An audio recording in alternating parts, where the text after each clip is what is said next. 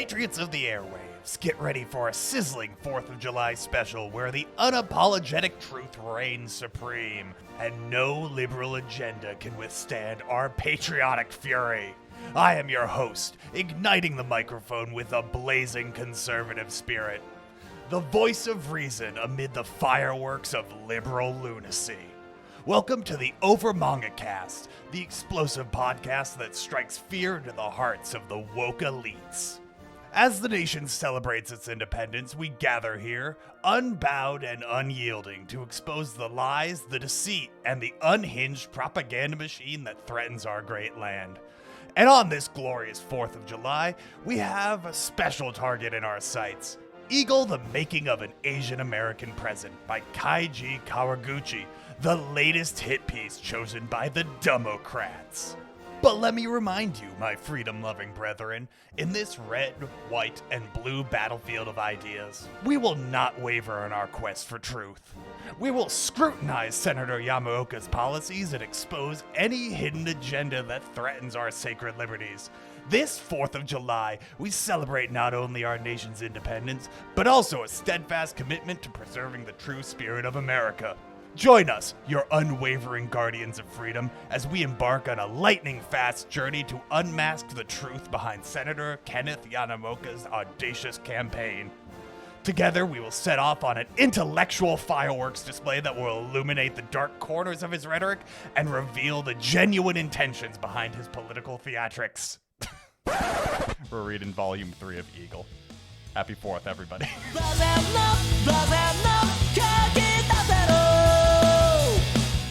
Hello everyone, and welcome back to the Over Manga Cast. My name is Sam, and God bless America. Welcome back to the 4th of July episode. We're doing Eagle again. Yeah, baby! Nothing like it. Man, I gotta say, for a manga last time, we were like, this is becoming just a really down-to-earth drama. That's actually pretty interesting. I was not prepared to go to Planet Texas. Me neither. I'm always down for a trip for Planet Texas. Yeehaw. I wasn't ready for literally the second page of our reading to feature the debate being so interesting. A couple stopped. That's what Eagle is. I think we can skim over everyone's familiarity with the series because, let's be honest, this is an old manga that has been out of print for a long time. If you're not reading along with us, I don't know how else you're reading this. Really jonesing for some political fiction drama. Unless you made the mistake I did and bought the incredibly marked up copies. The physical market for this is not great. Anyway, yes, we pick up where we last left off, which features Senator Kenneth Yamaoka engaged in a debate with Vice President Albert Noah for the Democratic primary in New York. God damn it. I feel like I'm back in my news days saying that sentence. Calm down, newsman. Don't go having flashbacks on us. We join them back at the debate hall. Let's listen to this, Scorp. I completely forgot Scorp was a thing, and now we Forget about the Scorps. How dare you? I was free for a year.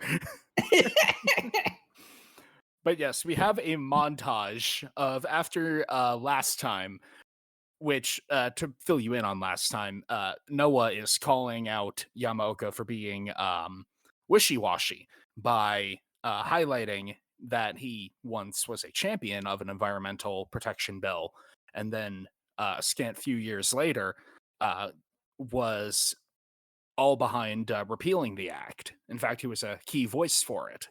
And this is a revelation so spicy that all of New York City stops and sits up to watch. This is highlighted both by people in Times Square and a couple walking on a couch that sit up to watch. I do appreciate the couple who had to be like, yo, babe, we're in the middle of doing it. Hold up. The presidential primary debate is on. I know. Oh, I gotta say, the thing that makes this manga a product of its time is when we cut to the New York bar where a couple of booze hounds all go like, shut up, the president's on. And I'm like, oh. But yeah, the control room at the broadcast station is going crazy because the ratings on the East Coast are through the roof. The Midwest is up 38%. We're up 42% nationwide. It's like Kennedy and Nixon in 1960. I was about to say, yeah, 42% of the population tuning into the primary debate is insane. The primary for one state. But with these incredible numbers tuning into view, Noah continues to pressure Yamaoka on this point, who is like, yes, I did say all those things. You might note that they were several years apart. My opinions evolved. Yes, it only makes me flash back to that Parks and Rec episode where Leslie Knope similarly gets catty cornered in how she had to change her opinion towards, if you remember, milk coming from cows and then chocolate milk coming from, no, still the same cows. There are no chocolate cows that chocolate milk comes from. Ugh. But yeah, in the single most unrealistic, fanciful thing in all of this political drama, Yamaoka saying, my opinions changed because the situation and my understanding of it changed. Therefore, the nuance of the situation caused me to have a new viewpoint. That apparently works. In other words, I had a preconceived notion of how this approximately could benefit the people. I learned new information, and this informed me to change my position. And the American people bought that. It is true, though. I mean, there are a lot of things that I'm just like, wow, I did not know that this. That's how real people work. That's not how political debates work. It is the single most unrealistic thing in this manga that people accepted that. Yamaoka does explicitly say that my opinion didn't change. I maintain the same beliefs. Yes, Then he just just realized that that's not effective in the outcome that he intended for this legislation. Because what he's trying to be caught on is that he's a flip-flopper who will go wherever the wind blows. And what he's saying is, no, I still feel strongly about both of those ways. I have just tempered what is realistic as opposed to idealistic. Yes. You guys are really overselling the fact that that was the unrealistic part of the debate. The unrealistic part of the debate for me was that it ends right here without Noah getting a single thing to say. He's not allowed a rebuttal. He's not allowed a closing statement. They just get him to answer his question and he's done. No, we ran out of time, you see. Yes. We ran out of time. We have a close-up panel of him quirking his eyebrow. That was his entire rebuttal.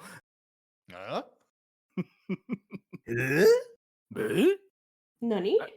I like the scene in the taxi where Takashi's asking the driver to turn it up, and he's like, man, the lady's sleeping just a little bit. And then he looks, Rachel's actually awake, also listening to the debate. Very intently. Like, I don't know why you thought she was sleeping. I also appreciate that when the debate's over, they both start making out because their dad won. Yeah. Oh my God, stop. We're not at that part yet. Calm down. What part? They both have the same father. Rachel's just adopted. Uh-huh. I told you. It's only societal incest. Yes. Yes. Moving on. Yes. Moving on. Tuck is yelling about numbers into a phone.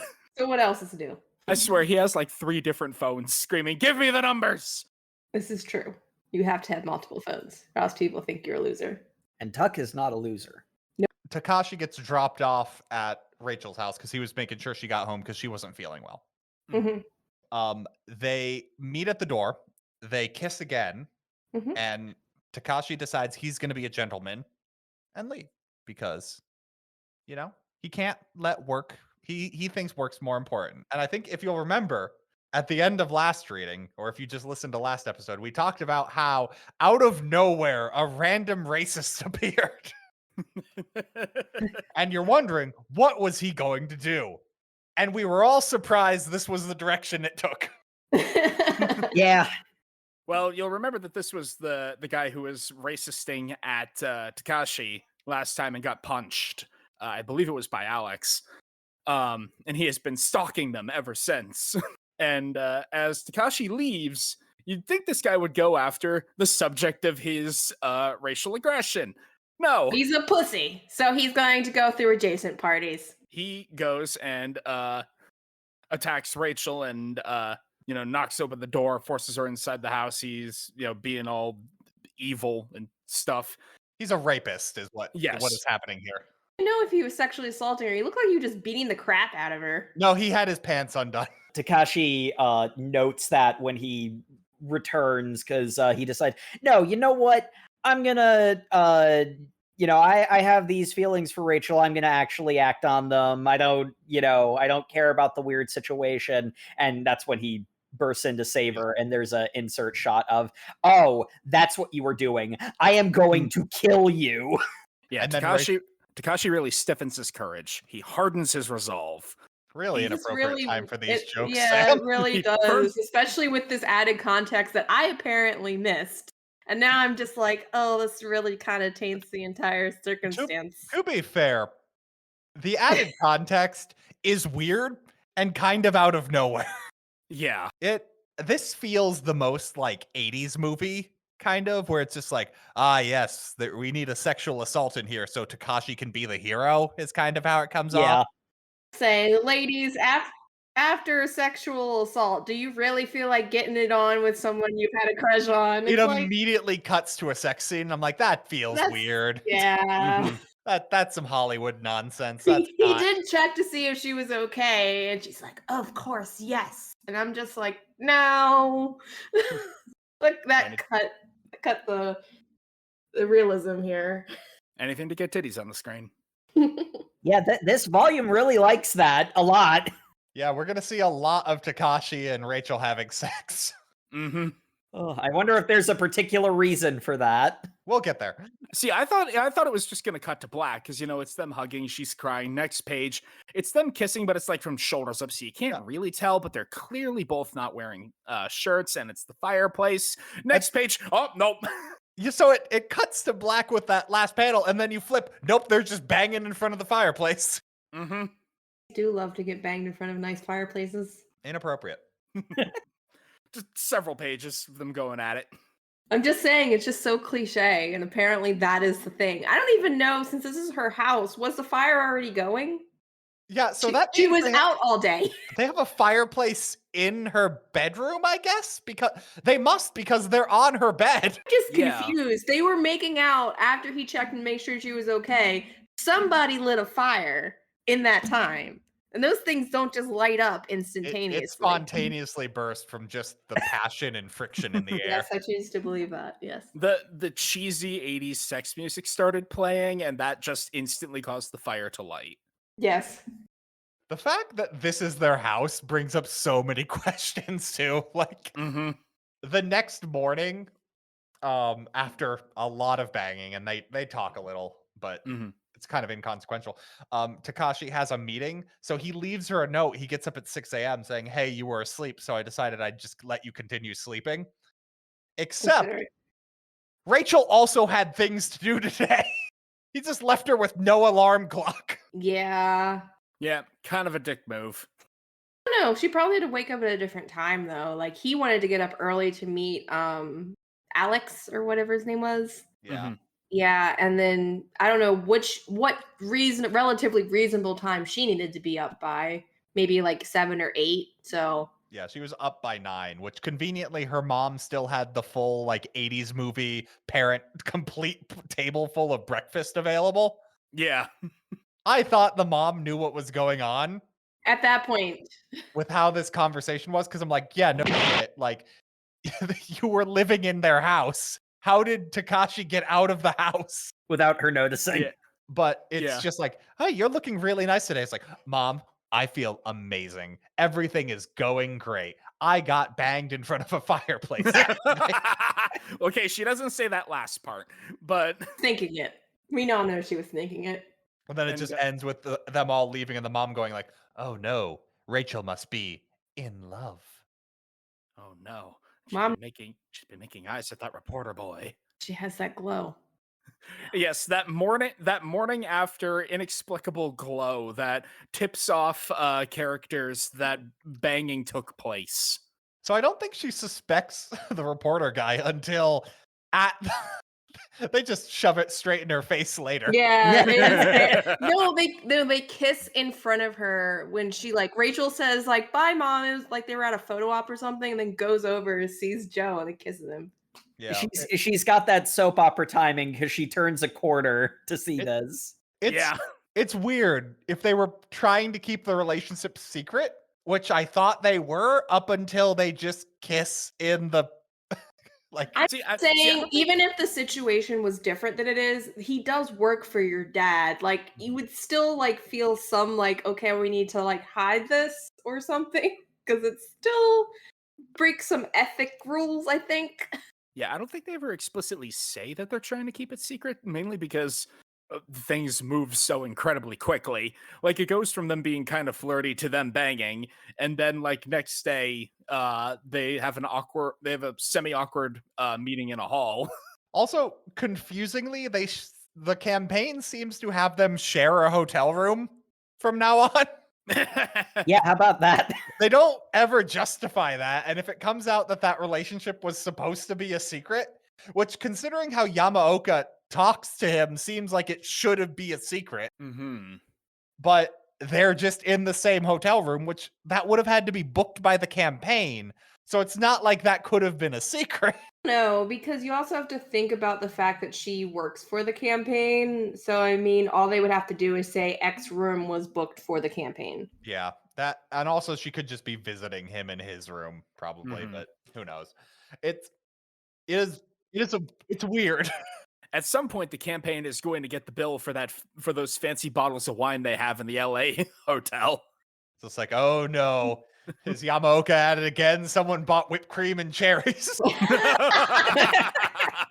Not that Yamaoka. But yes, Yamaoka manages to win the New York primary by less than 1%, barely edging out Noah.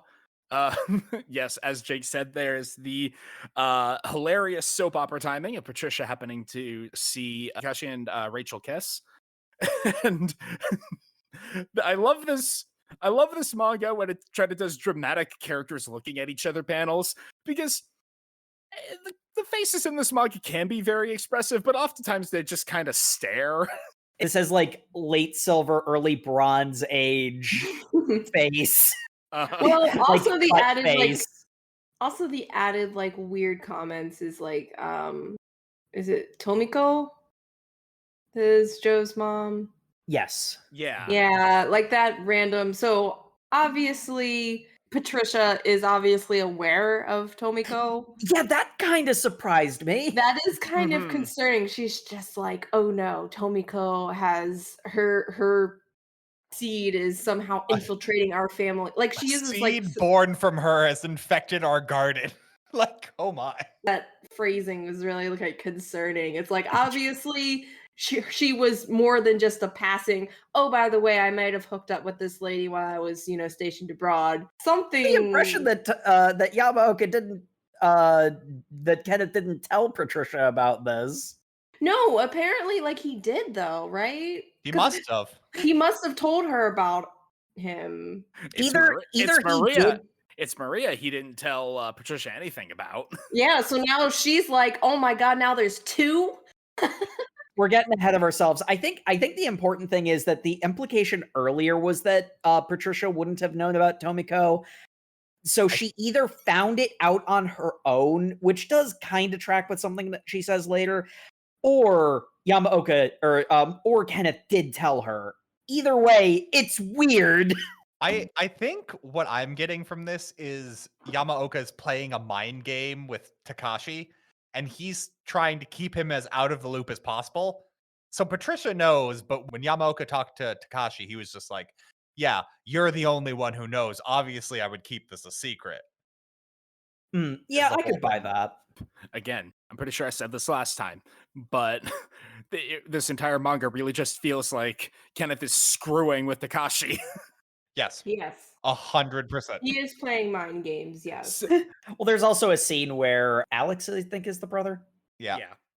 He shows some character development, which is a cool moment It doesn't really pay off in what we read, but it's nice to see. But anyway, we go to Planet Texas, as we alluded to in our intro here, where the most realistic that Eagle gets. I was about to say, if you want to see a crowd of people and every single one of them wear cowboy hats, that's this is Texas, the land where people wear cowboy hats. There are so many cowboy hats. I am currently wearing my cowboy hat. Get your Stetsons. To, Yes. To be fair, the manga does explicitly state that they are explicitly talking to ranchers, Mm-hmm. so Yeah. it's forgivable, but still, it's insane. It is very insane. We arrive in Dallas a day before the rest of the campaign because, She worked her butt off, so she had some extra time. yes. And Takashi goes with her. Of course. I love this scene so much. We get the classic Eagle, welcome to a new American city, here's the skyline shot. And we get like this long drawing thing about how Texas shares a border with Mexico, so there's a huge Hispanic population, and it's kind of like a desert environment. So Houston or Dallas kind of comes out of nowhere like it's a mirage. Mm-hmm. And how people who living over the border see Texas have all this like prosperity and opportunity. They illegally cross the border to come have some of that. And Takashi just goes, yeah, that's really the American dream alive and well. To which Rachel then doesn't acknowledge at all. And we jump cut to Rachel going to like a Hispanic population. I feel like that was thematic though for her to not immediately like jump on it and like say, well, I'm getting to my point though, because unfortunately, because of that jump cut, what then happens is we cut to Rachel talking to some people outside a gas station, acknowledging they friendly barely market. speak English. It's like a family market. It is friendly market. Oh, Yes, that is 100% a gas station as well. Yeah, it's a gas station. But it's a whole bunch of people who barely speak English, and she's talking to them. Hey, are you registered to vote? And they come away saying, we don't really see the point. And I'm just sitting here going, this is unfortunate. The manga is basically saying that these are illegal immigrants that Rachel is trying to get to register to vote for her candidate, which is not great. Doesn't she also say that a lot of them aren't even, there are a lot of illegal immigrants, but I think that even despite that, she's trying to see who would be able to vote. I get where the manga's coming with this, but the jump cut unfortunately makes it seem I see. Yeah. like Rachel is just trying to get a bunch of illegal immigrants to vote for her dad, which is illegal. Yeah. It is one of the talking points that people use against Democrats a lot is they bus in illegal immigrants, or also bus in like in the first volume, the just illegal technique they used of bussing in their supporters. Yeah. Through the snow, yeah. Yeah, but it is really important though, because it brings up that Rachel is she's Cuban American Mhm. and was adopted, so she has deep ties to her Hispanic roots. And I get that's where the manga was coming from with this. It's just the way it's framed is really unfortunate. Yeah, it's one Yeah. of those ones where it kind of reminds you that this was made from a Japanese perspective that doesn't necessarily know. Because that's the sort of thing where you kind of have to experience American political discourse like neck deep in it before that kind of thing would sink in. Yeah, which is why the scene was funny to me, not a problem with the manga. It's just, oh, well, okay. Because like from a pure character utilitarian perspective, it's very effective. It's just oh no. oopsie doodle. But yeah, they go back to their hotel room. Takashi's working on his report. Rachel gets out of the shower and is like, "Stop working, let's bang." Yeah, they jumped headfirst into this relationship.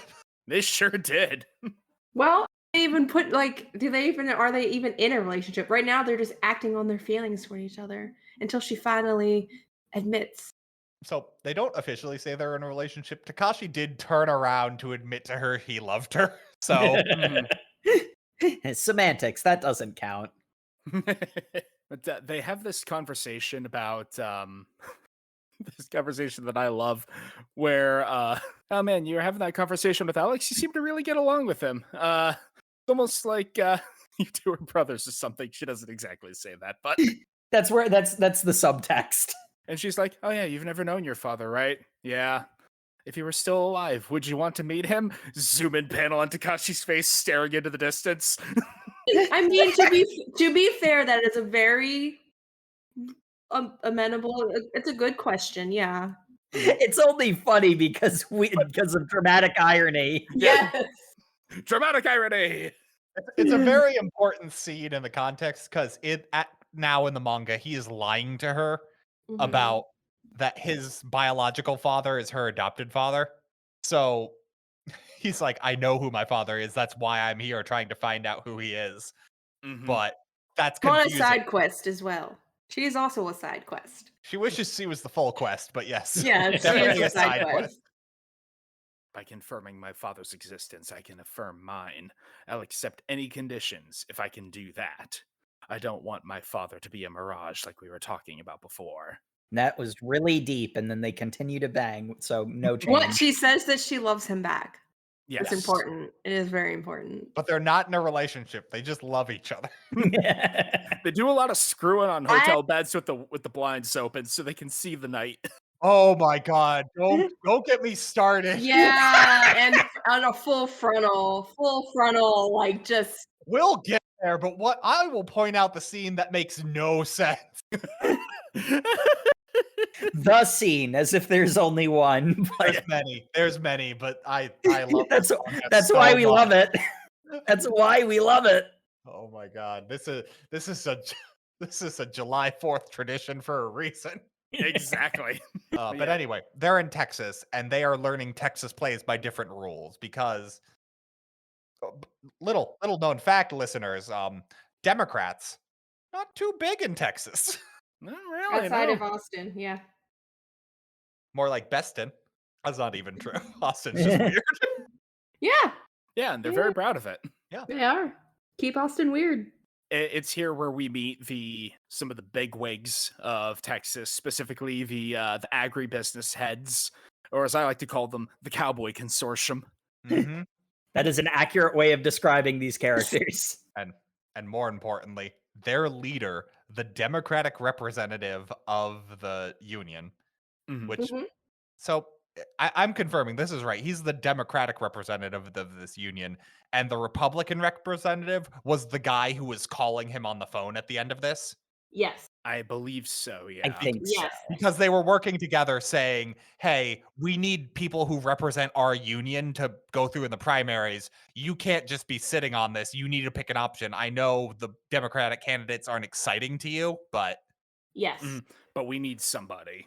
So I feel like this particular layer is very realistic in a sense because very much politics outside of a big conglomerate or consortium as these are who have a stated claim in a particular industry, Mhm. it's not necessarily as fringe issue. It is legitimately how can you pull as much support. So they're looking for who essentially can take a particular group across the finish line. So it's not necessarily about individual candidates. It's not necessarily about particular Like party loyalty. party loyalty. There's like, hey, I need a Dem Yeah. who could potentially get us where we need to go. I hate to shatter anyone's reality, but turns out politics isn't a sports team beyond like the ground level. Mhm. Yeah. It would be nice if everyone would learn that. But for now, we just have to deal with Mr. Taylor and his assistant Sam, no relation. I love Mr. Taylor because how we get introduced to him is this man is reading a newspaper about how Yamaoka had a good speech and he's just like, none of these Dems are any good. I feel bad about my position. And then he rides a horse. He is in the middle of a field. He rode a horse out to the middle of this field to read his newspaper. I know. And then he Why? proceeds to litter. Yeah, because he had been backing Goldblum, and when he sees that Goldblum dropped out of the race and backed Yamaoka, he crumples up the paper, goes, "Span this bastard," and throws the paper into the wind. Technically, it's not littering because he probably owns that ranch. Well, okay, fair That's point. his land. He's littering on his own land. I can litter on my own land. It's still littering. It's just The Over Manga Cast apologizes to the South. to the great state of Texas. We understand you don't talk like this. We're not gonna stop though. The horse I took on this morning ride's doing just fine, Sam, but my other horse just broke a leg. Time to change the game plan. He talks exclusively in horse metaphors. I love this guy. Well, Yeah. I'm assuming this was Viz's doing, but they do punctuate for a Southern accent, so it's hard not to. I mean, you gotta back the right horse. You gotta back the right horse, because if a horse goes limp, you gotta put a bullet in its head. Sir, the primary's in 4 days. I apologize to our southern listeners. I know we have a few. Hi, the great state of Tennessee. Hello, Tennessee. Hope you're doing all right out there. But yes, the Cowboy Consortium all meets to play poker and talk politics while You smoking do. their cigars and drinking their whiskey. As you do. In presumably an Old West saloon. I love this scene so much. It is the cheesiest spaghetti western. Like, look at this set. There's random guys with more cowboy hats on in the background. There is not a single man not wearing a cowboy hat. Mm-hmm. You're all wearing your cowboy hats, right? Oh, wait, where did this come from? Wait, oh no. It just appeared on my head. Hey, you're welcome. But yeah, Mr. Taylor's like, you know what? With Goldblum gone, I don't like Noah. I would rather vote for my own cows than vote for him. At least they know where the hay is. And I don't like this Yamaoka fella either. I don't see no point in voting Democrat. It's also when we get revealed who the Republican challenger is going to be. It is a war veteran astronaut who has walked on the moon, and NASA was begging to walk again at the age of 62. And Yeah. he is the best possible everything ever. So I love his little like photo in the newspaper has him in a business suit in a Space suit. I'm saying I would have trouble not voting for this man. He walked on the moon. I know. Richard Grant, corporate leader in space tech for private enterprise, political career energized as a high-profile candidate during the Gulf War. He's I would not waste my time campaigning in Texas, I guess. But that's why Yamaoka is running for president, not me. And my absolute favorite part, just so you know that these big business ranch cowboy boys are filthy, stinking rich, and we are also in Texas. As they step out of the place they were at onto the massive front lawn, they do not have cars parked here. No, they have private propeller planes that they all fly away in. Well, because you would never drive off these ranches, which take 3 days to walk off of. I know. It's just fly, Sam. You just fly. Oh my god. But yeah. So basically what the Cowboy Consortium has agreed on is that they're just going to sit this election out and make the candidates come to them and give them something they want.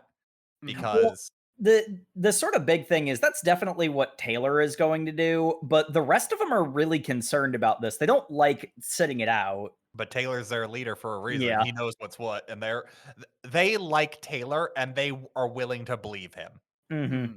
The Yamaoka campaign is doing their due diligence in Dallas, doing their big city things. We have the great B-plot adventure of Arthur trying really, really hard to get a meeting with Mr. Taylor. He keeps calling the office. He's waiting in the lobby. It's like, Mr. Taylor is extremely busy, sir. Cut to Mr. Taylor in his in-office hot tub. Still wearing the hat. I thought he was on the roof of the building because it's literally just a hot tub. Yeah, I know. Arthur deserved a lot more credit than he got in this section. Yeah, this is the real thing. Is this subplot literally goes nowhere? Arthur deserved a W somewhere. He just sits in an office for 3 days, and the secretary feels sorry for him. That's all that happens. Is she's just like, he's been sitting here for 3 days. She comes, brings him a cup of coffee. He keeps trying to call to talk with Mr. Taylor, and the guy he's calling to asks if he went to one of them traditional black colleges. This man does not say black. That's not the word he uses. That's not the word he uses. And Arthur has the most base fucking response. It is not the diplomatic response. It's not the political response. There's an argument to be made. It isn't the response that he as the campaign manager should not have made, but it's fucking based, and I respect him so much for it. The only history I remember is the Gettysburg Address. Click. and he looks disappointed that he didn't open the door, but he doesn't look like he regretted his decision, and he shouldn't. Yep. Don't you bring up the Civil War to us. We remember it differently. Again, I apologize to all Southern listeners of the Overmind cast. The War of Northern Aggression is, I guess, a real thing. Spicy political takes on the 4th of July. We are reading Eagle after all. I'm sorry, we only celebrate winners on this podcast. Anyway, Yamaoka has his own crazy friggin' harebrained scheme on how to win this primary, which Joe just kind of gets wrapped up into. Well, what happens is it's one of those times where Yamaoka goes to bed a little early. His campaign staff tells him he needs him up at 5, and he's just like, so are we going to go out to dinner? He's like, no, I'm going to order room service. I got a lot of notes to prepare for. And Joe is awoken. So Joe is outside Yamaoka's door the first night, right? Yeah, I think he returns to the hotel at that point. Mhm. Yeah. Joe just is like he's just like in the hallway and sees Yamaoka coming out of his room. Mm-hmm. Yeah. He's like, okay, what are you doing up so late? What are you doing up so late? you're coming with me, boy. Well, yeah, he wants late night yum-yums. That is weird to say. Well, because that's what Yamaoka does, is he goes out to be with the common, like he's done this before. He goes out to be with common people away from his staff because... Yeah, he's very strategic about it. He's like, oh, I'm going to pull a late night. I need to, turn in early. And then comes out later to... He does have the belief that being around his staff all the time insulates him from what people actually care about. Which is true. Yeah, it's just like, I will come off as elitist if I don't know what people are actually talking about and if I'm not actually challenged. Right. You gotta go mingle with the people. Find out what's what. But anyway, he then, to prove he's not elitist, gets into a taxi cab and says, bring me to wherever the locals eat. Specifically the local ranchers, at which point the taxi driver goes, buddy, you know how big the ranches are, right? The local place that the ranchers go to is 2 hours from downtown. They already know he's from out of town, so he's like, I'm leveraging me being out of town. I want to know where people go. It's more hilarious that a taxi driver for Dallas would know where the local ranchers eat, which is ranchers. It's 2 hours out of town, which is the most Texas thing possible, that you would want to be nowhere near Dallas. And Yamaoka's like, I said, that's where we're going. I love how they don't even illustrate what's happening on this 2-hour taxi ride from 10 p.m. to midnight. They just kind of breeze over. They do this drive, but it's like, that's a 2-hour taxi ride. What do you talk about? I don't know. This taxi driver is now almost 4 hours out for you. That is the one thing. When they arrive there, he does go, hey, those guys are going to eat you alive. This is like a rancher bar. This is a bad idea. And Yamaoka proceeds to make the bad idea anyway. Joe is like, it's all pickup trucks here. Very Texas. I have, not in Texas specifically, but I have been in one of those it's all pickup trucks lineups before. So, yep, they go to the Star Cafe Steaks and Burgers, which is a restaurant open until 2 a.m. And I'm just like, yep, sure. All right, Texas, you go for it. And the page of it is just yeehaw.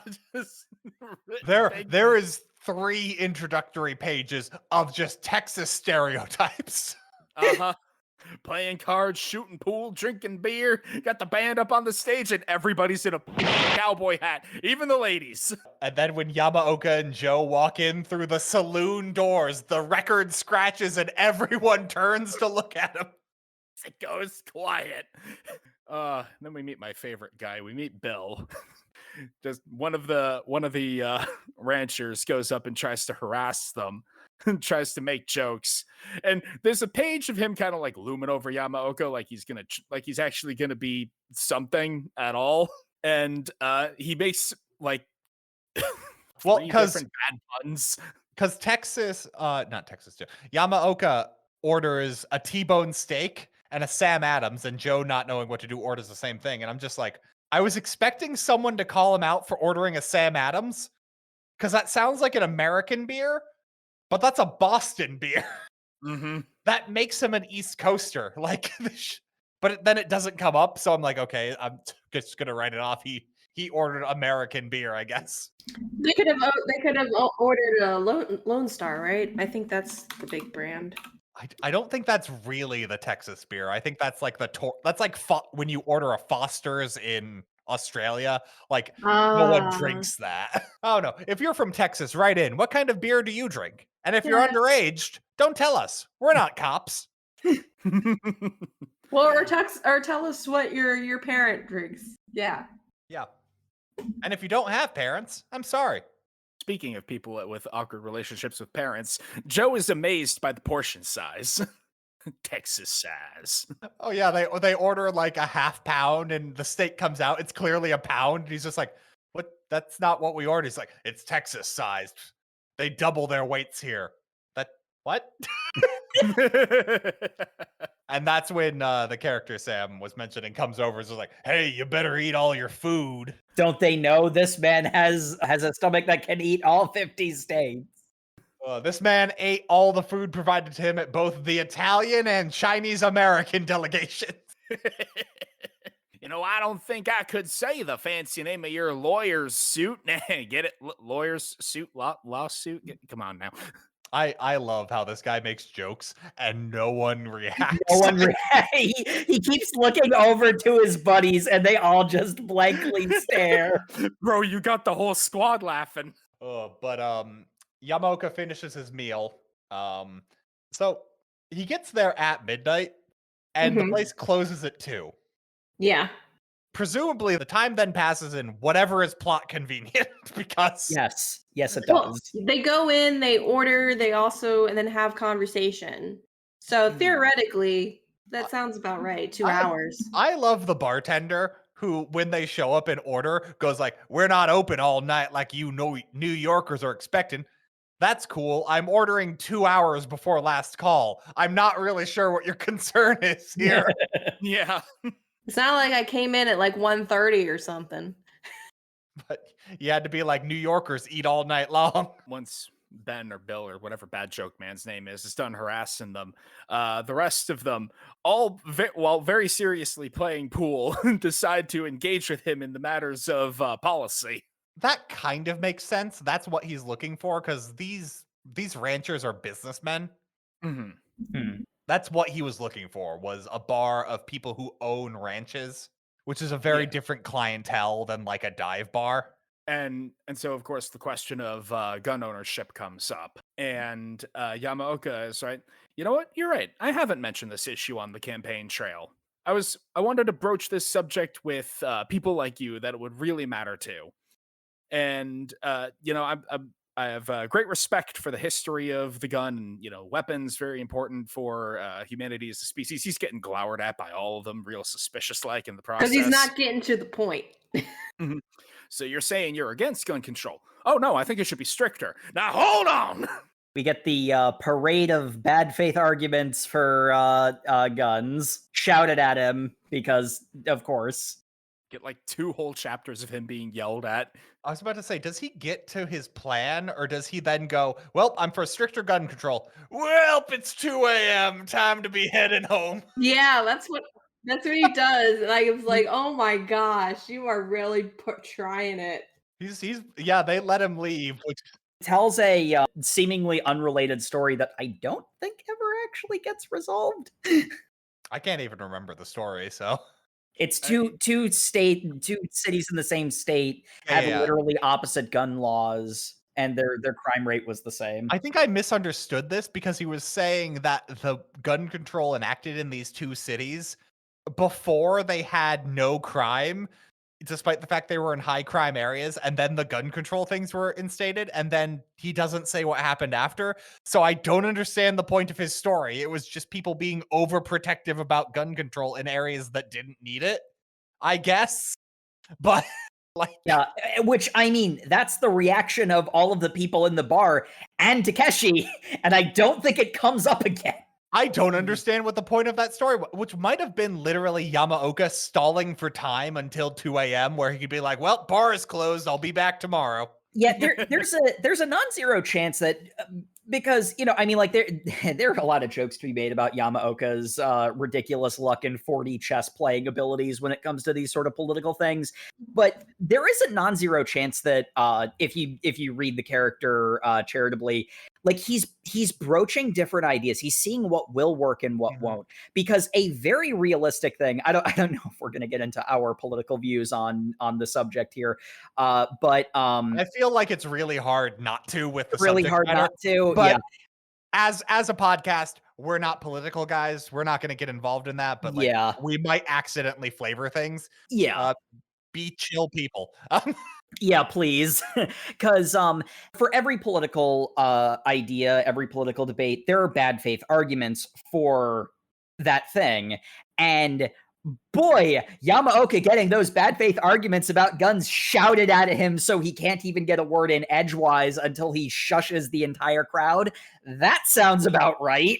That's my experience. The point of his story isn't real. The story is not the point. It's that he ends it with the thing that like crime is not committed by guns. People commit crimes with guns. And that at least is what a lot of them wanted to hear. Yeah. So I think that's the point of the story, despite the fact the story means nothing. Yeah, and I mean, like, the way I chose to read it was because he started off by getting the bad faith arguments that you expect shouted at him so he couldn't, actually respond to any individual one of them. He's testing the waters to see what they will react positively to. And the fact that the story doesn't go anywhere, the fact that he doesn't bring it up again is like, okay, that wasn't working. I ran out the time. Let's try a different approach. All right, we've ran out the clock. I now have an entire day to go and think about this and come back tomorrow. Yeah, this man then campaigns at 5 a.m, and Joe is just like, I don't understand how this is working. How does he do this? He's actually a robot. Is day 2 or day 3 the one where Rachel calls him out? I think it's day 3. I believe so, yeah. Okay. Because we don't see Rachel on day 2. We do get Sam being all sleepy at the ranch the next day and seeing Yamaoka on the news, and he's like, that son of a bitch. Thinks he's gonna come in here and give gun control to Texans. Wants stricter gun control. Don't they know that guns are our way of life and our freedom? Anyway, we cut to the end of the night. There's a bunch of campaigning. People are doing stuff. My favorite interaction is knock on the door and Takeshi going, hey, Rachel, what's up? And it's just Senator Yamaoka. And he's like, come on, we're going for dinner again. He's like, oh, are we not going to acknowledge I called you Rachel? Nope. What's wrong with you? Why are you just standing there? Why don't you get your jacket on? Huh? Where are we going? We're going for another T-bone. What? And sure enough, as all the ranchers are sitting around being salty about Yamaoka on the news, it's like, if I ever see his Yankee ass again, door opens, and there he is, being like 50% taller than Takeshi. Yeah. So he 100% waited for them to be saying that stuff outside the door for his entrance, right? Yeah. I'm also going to point out, because I think day 2 is where we get the most kind of banter from the audience not the audience, but from the ranchers in regards to this. But this manga really does just kind of pay lip service to the fact that Texas would be kind of racist against an Asian American candidate. It really never comes up other than the campaign manager not being able to get a meeting with people. Yeah. Like, it's really not as big as a problem as you think it would have been. But yeah, I don't know. I guess he just tested the waters with saying, hey, I want stricter gun control, and they completely didn't even factor in his race. They were like, hold on. You've hit our one issue button. But Yamaoka comes back. He orders the steak, and then I presume eats the steak before telling people, because they do mention he finished his food. But the way it's framed seems to be he orders and then is immediately questioned, and then it's 2 a.m., so it's time to leave. He probably ate his food at some point in there. Time passes at plot-relevant intervals. Yeah, which, I mean, fair. It's a drama. Of course it's going to. It's also a manga where time can be a little bit... You can both play fast and loose with time in manga and also lose track of it very easily, so... It's just funny to me. Yeah. Framing. Eagle suffers from this a lot, where their framing is very much at mercy of what makes dramatic beats, which fair, that's the genre, but it's just like when you then try and analyze it by like, wait, no, hold on. They've had like a 4-sentence conversation that lasted 2 hours. Yes. This is when we get Yamaoka's plan for gun control, which it's a plan, all right. It sure is a plan. He introduces this first by, one of the big rancher boys is kind of bullying in on him and being like, you said that the guns don't commit the crimes, it's the people that do. So why do you want to take away our guns? Well, you see, I know how much like pride and spirit you have in your guns. This is very important to you. It's a symbol of your identity. So aren't you kind of a little pissed off that they're sold so cheaply that you can get them in a Walmart? I love that the method he goes, and doesn't it piss you off that poor people can have guns? And these ranchers eat this up. The gun is an inanimate object. It doesn't understand the importance you place upon it. So why would you let it get into the hands of a someone who doesn't respect it like you do? Well, I mean, I love this because it's more eloquent, and it's one of those ones that I worry that someone could take at face value. But like, he got a bunch of bad faith arguments shouted in his face, so he responds with an equally bad faith argument. It's because what he was told last time was they value the honor of having a firearm and protecting your family, and a lot of like good faith arguments from like a position of idealizing a thing. So he's just like, you love this thing, it's a part of your soul. Why can I buy it at a 60% discount from a Walmart? And I feel like honestly that would resonate with a lot of people, because I think, from arguments I've heard, that's what's being missed, is it's not necessarily about the item itself, it's the capability it could provide or present. And it's just kind of, I don't know. I mean, not for nothing. This is a very important, very sensitive, very complicated issue. Mm-hmm. And Yamaoka attacks it from an angle that isn't super commonly done. And it does, in fact, get all these good old boys to shut up and think about it for a very menacing panel. What I like about his argument is that it's a 4-step plan. It's not necessarily something I think is realistic, but it's very much going what they wanted was, this is a part of our culture, you can't take that away. And the core of his argument is, I don't want to take away your guns. I want to make it harder for people to get new guns. I want to tax the people who are selling guns and making money off something that you think is sacred. You shouldn't have a problem with that. I want it so that someone can't steal your gun and use it for evil. And then 4th is probably the thing that I think is least likely. I want to create a national registry of all gun owners. Yeah. That's not going to fly. That's not going to fly. I'm pretty sure some version of all of the things he suggested are technically laws on the books that are just summarily ignored because they're impractical.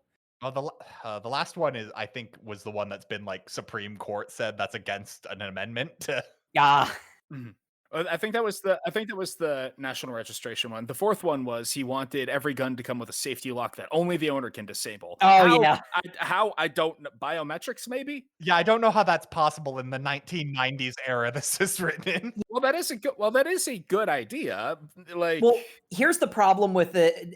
I kind of want to analyze his solution a little bit because honestly, this sort of discussion is important. The thing I immediately noticed coming up is you are massively inflating the price of guns, which is, he's saying that as a positive thing, but there are a lot of people who aren't necessarily going to appreciate that. There are a lot of these good old boys who are not necessarily going to appreciate the price of. To be fair, he's talking to cattle ranchers, so I don't think they care. These are all wealthy business owners. Yeah. So I think he's speaking to rich people saying, do you want poor to have guns? Like, that's the subtext. From a personal point of view, my father collected his items for their collector's value. So they had a functional purpose as well as value purpose. So that would probably be something that he would care about. He didn't go and purchase things from Walmart. He had things to say about people who did that. Yeah. Collector's items that were also functional. I guess kind of like people who like to collect novelty cars. Yeah, that's the problem with gun ownership. It is a wide array of people that Yeah. in other situations would not get along. Mm-hmm. Yeah, which is always the That's problem literally with everything. yeah. And literally everything. Yep. Don't take away my gunpla. So here's the big thing about Senator Yamaoka's argument is it's not like I really appreciate that the manga did this. His argument didn't win them over.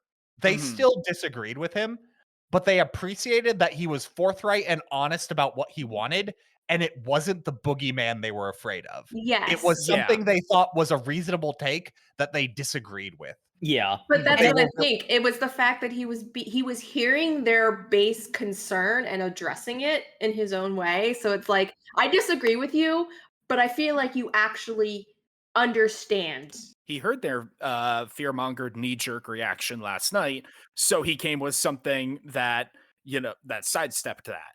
Yeah, and I mean, not for nothing, it's sort of two important points there. One of the big things is that whilst Yamaoka's argument, I think there's a lot of ways that you can pick apart his plan. It's 4 bullet points, yeah.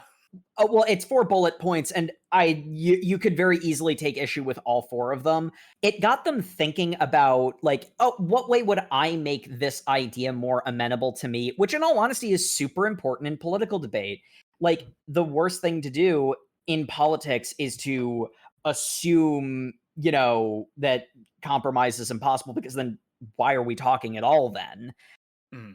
And then the other sort of important element, which is this is more of a metacontextual thing, I guess metacontextual for real life. They have this knee-jerk reaction. They see Yamaoka as a gonna take away all the guns boogeyman. Those people usually don't exist. They're extremely rare and probably not the person you're talking to. And probably unlikely to gain power anyway. And you can't talk to someone if you come from that angle. And that's why he got a bunch of bad faith arguments shouted in his face. That's not a political discourse. That's just yelling. That's Twitter. Damn it, you beat me to it. So yeah, no, there's something to be said about the fact that, like, it is kind of nice that like they don't immediately turn around to Yamaoka, but the thing that's kind of important is they start actually, like, engaging with him after this point. Yeah, the big thing is that after he gives, like, his play on what his goal is, one of the guys turns around, flips his chair around and goes, "Hey, I know we're not going to agree on gun control, but I'm a rancher. What's your policy on foreign involvement in the farming industry?" Mhm. And it starts a conversation because they're like, this guy at least will give me an answer and isn't going to just give me, like, plot points. I can have a conversation with him, and I can let him know the things that there are issues we disagree about, but here are things I want to know your opinion on this because this is also important to me. Because voting for a political candidate is more than just a single issue button press. No, I want to vote for a letter on a page, Sam. It's easier for me. Okay, before we get too much into this again, The Overmangacast again apologizes to Southern listeners. The Overmangacast apologizes to everybody. Don't say Yeah. that. We're never going to apologize to Lithuania. They know what they did. And the Welsh. Okay, so we're halfway through our time in Texas, and I think it's about time that we took a quick break. I certainly need some water, so we'll be right back after this, folks.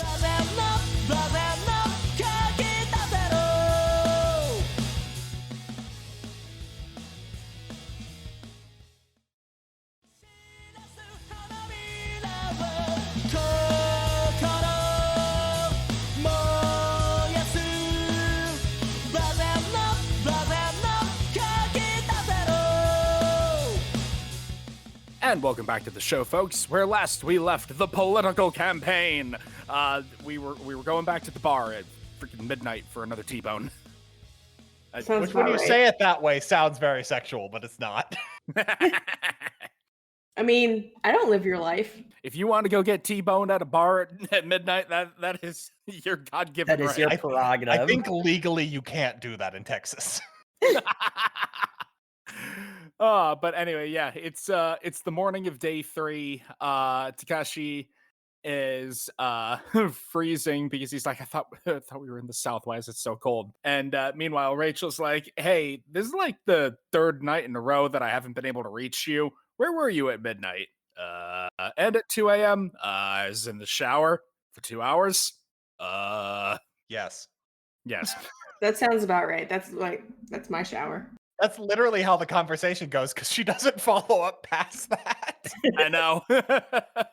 She's like, hey, we haven't boned in 2 nights. What's Damn. going on? When does Yamaoka sleep anyway?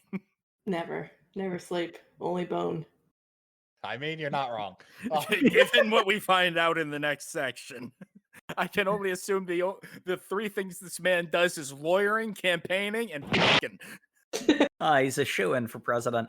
Anyway, night 3 is when we really get into the fact that they go there, they show up, and the ranchers have turned around.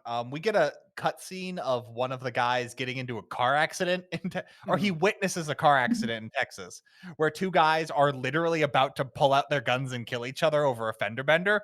And then he looks at the handgun he keeps in the glove compartment of his car and just goes, you're right. Maybe poor people shouldn't have guns.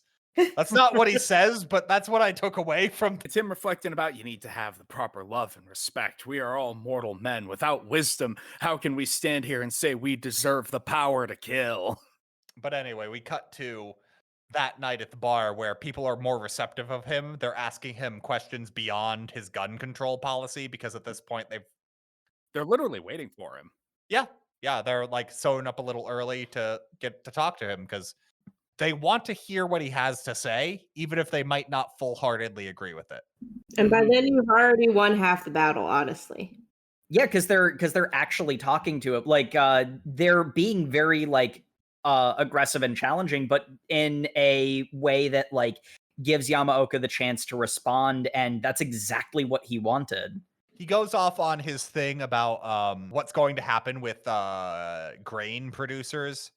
And he mentions that China is moving into a new age of wealth and prosperity, which means they're going to be eating more meat, which means they need more grain to feed that meat.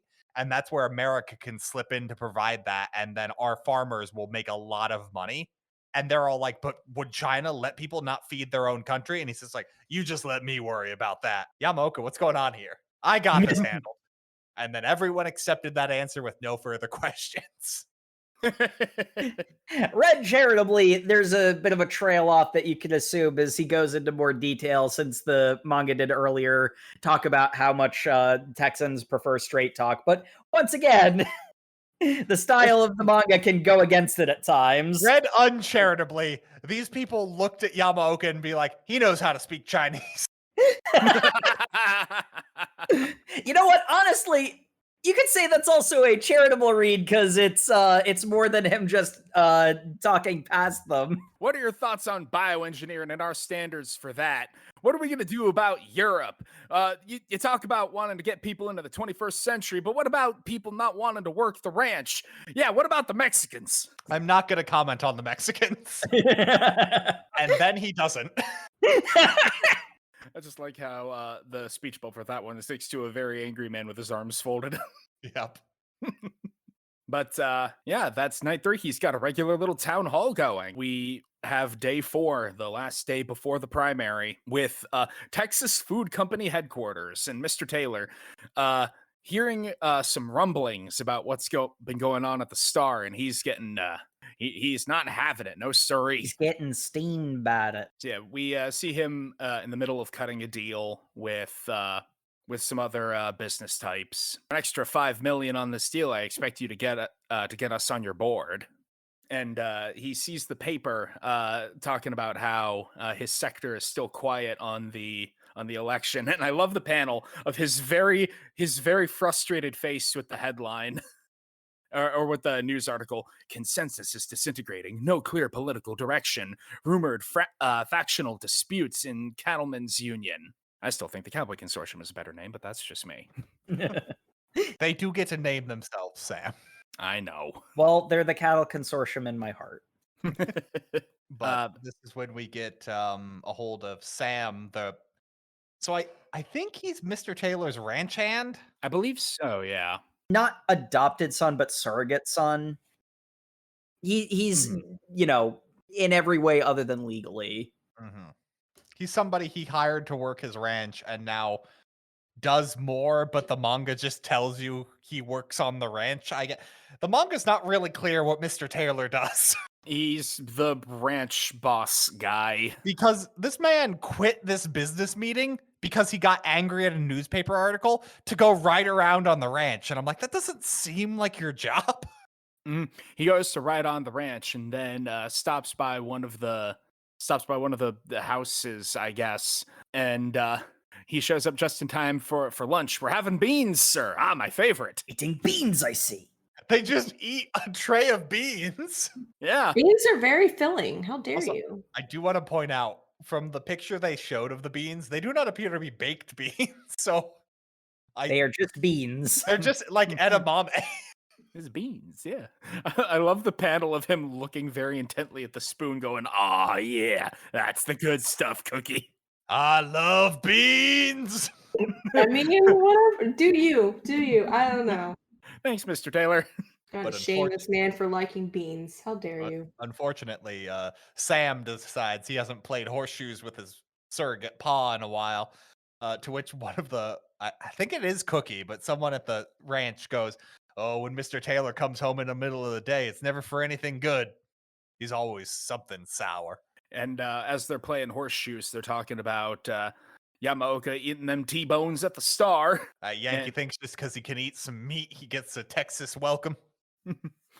Talking about bringing gun control to Texas. That's a dream if I've ever heard one. Anyway, I'm still not going to back any candidate, but make sure that your horse wins, Sam. Yeah, because we get a flashback of around the time the two of them met, and Taylor is saying to Sam, "You can dream, but if it's not achievable, then you're wasting your time on it." Basically, that's summarizing a pretty layered scene. But well, it's when Sam was younger. He asked Taylor if he wanted to be president, right? Yeah. You only get to be president for 8 years. What I want to do is going to take more than that. He wants to make a president. And actually, actually, younger Sam is referring to him as daddy, so I guess he's actually his son? He's definitely not treated the same way as like a... Yeah, but I mean, could you could be biologically his son and then still trying to get daddy to recognize you. Yeah. He lives at the house, so... Yes. But that kind of family is complicated. Taylor is not a person who wants to become president. He loves the power of being the Democratic head of Texas, but he does want to make a president. Yes. Well, because theoretically, as he said, his dream spans beyond 8 years. He wants to have something that could be built over potentially decades. I can't have Texas secede from the Union in less than 8. He doesn't say that, but he's thinking it. Yes. As all Texans, he's constantly thinking it as the emergency escape hatch. But he sees Sam driving off, presumably to go to the Star. And we go to the Star, which, wow, what a turnaround. They have a "We Want Yamaoka" banner over on the stage. That was not the expectation from their last talk either, because they were constantly disagreeing with him, and now they're just like, "We're voting for you." You can say that because it's the primary, if they're gonna, if they're going to vote for anybody in the primary, they want it like, we're voting Republican in the general election, but we're definitely voting for you in the primary, basically. Also, I do want to point out, Yamaoka has been spending like $800 a night taxiing to this bar. I know, which is insane, yes, but... They're real salt of the earth type, isn't he? Shouldn't you be at one of those $1,000 a plate dinner? Well, I'm spending $1,000 each time I come to this place. So technically, yes, I am doing that. You're just not seeing it. The T-bone steak and Sam Adams for me and my friend might only cost $100, but don't worry. But I love this because it's around the time he shows up every night. The door's opening. "We want Yamaoka. I'm Mr. Taylor." Which means Mr. Taylor took a taxi 2 hours out of town. Yeah. Well, I guess we don't know how far away Mr. Taylor lives, but He took a taxi specifically so they'd mistake him. Or maybe conceivably the manga thinks Texas ranchers still only own one pickup truck, and Sam took it to go to the bar. Yes. Taylor is not pleased with what he sees. He's like, do you guys actually think he has a chance, or are you just practicing for the prom, you sissies? Everyone get out of here, except you, Sam. You're staying. Because again, you have my car, and we need to drive home after this. Yeah, we need to drive home after this, yes. But when Yamaoka and Joe show up for night 4, they are greeted by Mr. Taylor sitting alone. Like a supervillain. I love how they see all the pickups leaving, and Takashi's like, what's going on? Meanwhile, Yamaoka expected this exact scenario. Yeah. No matter how unreasonable. With his insane fourth-dimensional chess prediction powers. He walks in on Mr. Taylor, again, sitting there like a supervillain. Choose any seat you like, Mr. Senator. I think I'll sit right here with you if you don't mind. Joe, go sit at the bar. I'm not going to explicitly say that, but that's what happens. Mm-hmm. And we have a conversation with these two over bourbon. And like most middle-aged powerful men drinking bourbon, they start talking about death. I don't know where I went with that, but I don't think that's even a stereotype of bourbon, Sam. I don't know either. But it sounds good to me. The joke is that I don't drink. Listen to our Over MangaCast After Dark episode where we drink bourbon and laugh at Jacob for being a sober person. And I laugh at them for all being drunk off of bourbon. It'll be great. You say that. Actually, I pretend like this isn't a joke, but this is literally what our no-read Novembers are. It is, yes. You're right. That's true. Hey, listeners, you've made it halfway through the episode, so I don't know if we say this. We're drunk most of no-read November. And I was the only one. Well, I think Jacob was also awake watching the end of Attack on Titan live action. Still didn't understand what was happening. Really, you guys have been tricked into an ad. Go download on your podcast app you're listening right now all 8 of our no-read Novembers, with 4 more coming this November, where we watch more bad movies. They're really good and really funny. Go do that after you finish listening to this episode, because we're going to keep going with Eagle, the making of an Asian American president. Mm-hmm. Where we go to a flashback of Mr. Taylor talking about how as the son of a rich family, he was very coddled and cooped up as a kid, and it drove him crazy. So when in school, learning about geography, he learned about a place beyond the border, another country, Mexico. He knew he had to go see it. So, like any responsible, I think he's like 8, like any responsible young boy, he immediately packs what he thinks is enough food, climbs out a window, and starts walking in a direction he's pretty sure is south. It goes exactly as you expect it does. I also like the Yukon Ho comics and Calvin and Hobbes. Yeah, this boy walks 3 days and 3 nights and is almost dying of thirst on the 3rd day when a search helicopter finds him, only to find out he didn't even leave his father's property. He hadn't even gotten off of the ranch. So just to give you an idea of how fucking massive Texas is. But despite the fact that he hadn't even made it off of the ranch, walking that wide open prairie all by himself, it made him truly happy. That feeling of endlessness, the horizon stretching out forever. And this also goes into his whole spiel about dreaming doesn't mean anything if it's not achievable. He was an idiot kid for trying to do that. Mm-hmm. But he still idolizes that feeling he had of an impossible dream, because now he's just like, no matter what I've achieved in business, nothing is as important to me as that dream I had of crossing the Mexican border. Mm-hmm. And then Yamaoka does some Nam stories that are cool. Like, yeah, the 30 billionth version of this. They're all not contradictory. No, but like they're all perfectly tuned to whatever the current situation is. Well, I mean, think about it. He's running a campaign, which is, in a lot of people's minds, a huge obstacle. He's also a war vet, which is also a huge obstacle. So I mean, they're on par. It's like you're literally exchanging quote unquote war stories, his quite literally, to get to a stated goal or whatever. So I mean, they are unfortunately very relatable to people, you know. This is where I'm headed. It's an uphill battle, I know, but I gotta persist, you know? And Yamaoka talking about, he doesn't get into much detail. We do see a great series of panels of him in his war gear, bleeding profusely, teeth clenched, as the jungle swirls around him, furious at the idea that he might die, swearing that he would get out of there, and so he started to run. And the metaphor hitting you in the head like a brick, as most things do in this manga. Speaking of getting hit in the head with a brick, Mr. Taylor literally just asks him, "So are you serious about your dream of gun control?" And he goes, "Yes, it's a necessity for my plan for the future." "Well, I'm supporting you. Do you want to hear my plan?" "Nope, I agree with your character. I could we have the entire place for 2 more hours. I could tell you about it." "Nope, I'm sold." You've got the frontier spirit. "We've just been drinking bourbon. You sure? We got another hour and a half." "Nope. That's not how we do it in Texas."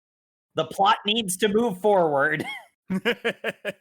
Bring me the phone. And he immediately starts calling all the other boys in the Cowboy Consortium. Yeah, he calls everyone to say, "We need everyone in the union to go out to the election tomorrow and vote for Yamaoka for Democrat."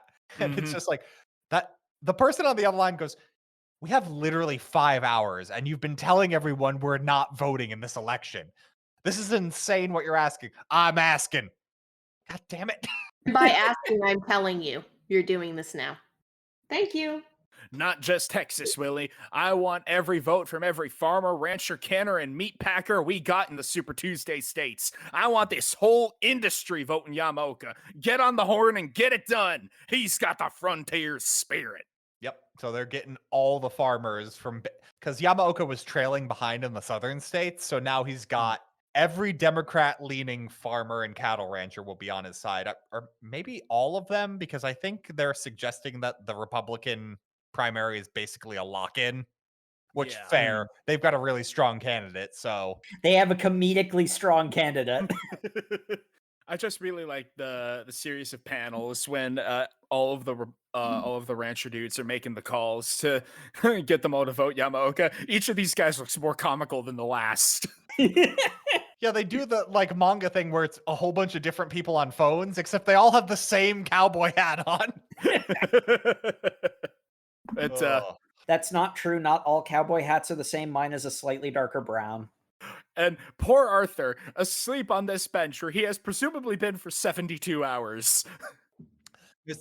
Mr. Taylor walks in, is just like, "Hey, I'm here to meet with you." He's just like, "Oh, Mr. Taylor, I'm at the head of the campaign for Yamaoka. I'm voting for him, and all of my people are already voting for him." "What?" He deserved to win for that. I love the shock panel. I'm just going, really? Yeah, that. Are you sure? If I were to make one comment on this sign thing, the fact that Arthur did nothing really and just kind of had racism thrown at him, while probably a realistic interpretation of how things would go, Not very. isn't really cathartic from a narrative point of view. Because, I mean, I'm not going to lie. The thing I was expecting is Arthur is proving that he has a lot of grit for doing this. You know, he's sticking to his guns. He's not backing down. That's the way that everyone's been presented, is that's going to earn him respect. And it's like, yes, Taylor shakes his hand and is like, "Hey, your guy won." But it doesn't feel as satisfying as him getting something in particular. He just has that great line where he says, "All I remember about history is the Gettysburg Address." And I'm like, good line, but Baseline, but it doesn't really do anything. Mhm. Yeah. But anyway, the Yamaoka campaign then wins Texas with an outpouring of the cattle ranchers union. We get the classic, completely out of pocket Yamaoka line, where he's about to get on the plane and the press corps is there. And it's like, "What do you have to say about the Lone Star State, Senator?" And he's like, "I'd like to endorse the T-bone they've got at the Star Cafe. It's a taste as big as Texas." What? I love how the reporters are all confused by that line. I feel like you're mentioning. I had very good steak. It was very good. I endorse this restaurant. Yes. I feel like you're mentioning something that has a lot of context we weren't present for. Yes. And then Mr. Taylor shows up in the most anime scene in this entire manga. He shows up, pulls up in his limo, steps out in his 3-piece suit, his shades, and his cowboy hat. It's Don Taylor. He walks over. A horse has a terrible laugh. No matter how strong its body is, it can only prove itself when it runs. And if it breaks a leg, a bullet in the head, and it's all over. And as Yamaoka is getting on the plane, he calls out to him, and he kind of turns around, and in my favorite page, Taylor flips his cowboy hat, and it perfectly lands on Yamaoka's head. And because that's the thing. Yes. listeners, whether you've done the reading or not, just because this is at a print, it might be a bit hard for you. We need to impress upon you. He's at the top of a ramp to a fucking plane. A jet. He had a strong arm from working on the ranch. This was framed in such a way. I was expecting the narrator from the Pokemon anime to show up, and then Kenneth Yamaoka earned the cowboy badge from defeating Texas. Yes. Yes, that's enough. Yes. Yes, Cowboy Hat Yamaoka is my favorite 5-star gotcha pull in the new Hoyo game. Oh. Oh my gosh. Anyway, so now that we leave planet Texas. we leave planet Texas, and now we go to planet Incest. No spoilers. It's delicious. So delicious. So we cut to Team Noah. Team Noah is very upset because they did no campaigning in Texas and were surprised they lost. I'm not sure what their plan was. Yeah, that's, you never assume. Everyone has to at least put boots on the ground. Rookie mistake.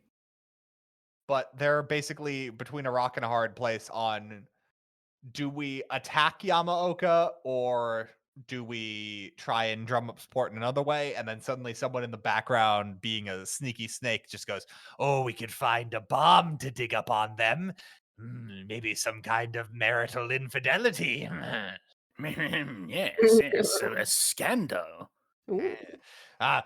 You working on something? I've got something brewing in a little town you might know of called Miami. Oh, well, let's see what we can get from that. We'll wait for now. Next page. This page. Takashi and Rachel bone for an entire chapter. It's very sexy. Also, I'm just going to say this. If your father is running for president, maybe don't have sex in front of a very open balcony overlooking the city of LA. Do not stand naked on that balcony. I don't care how artistic the framing of your bare ass is on said balcony. In the paparazzi capital of the country, she decides to just be completely naked, facing downtown LA. It's insane. Like, the artistry of the scene is very nice, but the reality of the scene is just, you would never do that. This is a bad idea. Especially because Takashi comes up behind her. No, they then continue having sex on the balcony. Uh-huh. It's so insanely a bad idea. They have this deep conversation about how once you finish that book and the campaign is over, what will you do then? I don't want to think about what happens afterwards. Can we also point out that for some reason the campaign is somehow paying for literally a honeymoon suite overlooking downtown LA? Mm-hmm. Oh, well, no. I think they bought this hotel room separately because no one can find them later. Oh, actually, yeah, that's true. That would make some sense. So they bought some kind of love nest hotel, which is still, if you're then doing this secretly, don't have sex on the balcony. That's just good advice. Yeah. Well, I mean, don't have sex on the balcony in general is probably a Well, good piece of Jacob, advice. let's not go too far here. we don't kink shame on the Overmanga cast. We only kink ask why. Where are we even going with this manga? Where is this manga going with this manga? Considering where it ends up. I Full mean, frontal nudity. yeah, this is just legitimately like a very well done romance chapter. Yeah, Like, no, we're making jokes about it, but it's very good. well, because it's in the middle of a political espionage manga, and it's just like you would never do this to be in the public eye. But if it's just a couple goes on a date in LA, this is very like saucy. It's nice. It's well done. Yes, we cut to the Yamaokas in Hollywood meeting a whole bunch of stars. Because Patricia is a movie star. Starlet. I'm not sure if that's still the term. I don't know. I don't know. Father was just a very prominent banker. Yeah, I mean, yes, that's also true. A lot of that stuff is Did anyone get it weirded out when the movie star who's also running for mayor of LA came up and said, "Oh, hey, Yamaoka, I need to talk to your wife for a bit about joining her fan club." Like, Yeah, that was weird, right? That was weird. Yeah. That was very weird. It's like, I guess you earned the Hollywood vote by, I guess, letting this guy seduce your wife. I'm not. Lose your wife, yeah. And was that guy supposed to be a reference to an actor? It was kind of played like that. I think he's supposed to be a celebrity. Yeah. I think that part was pretty clear. So the thing about Eagle is all the characters in this are vaguely representative of real people. Like, I know Tuck. Like Tuck. Tuck Yeah. is explicitly just the campaign manager for someone, I forget. Because we read this manga once a year because USA. At one point, Arthur comes up and is like, "Hey, Patricia, you need we want you to make a statement here at this gala. Just go up and say a few words about family." Yes, Family. family. And we get Family, as in me, my husband, our son, and our adopted daughter. Not Joe. Not Joe. Because if I accepted Joe, that would mean I would have to accept Tomiko, and I could never accept her. You understand that, right, Kenneth?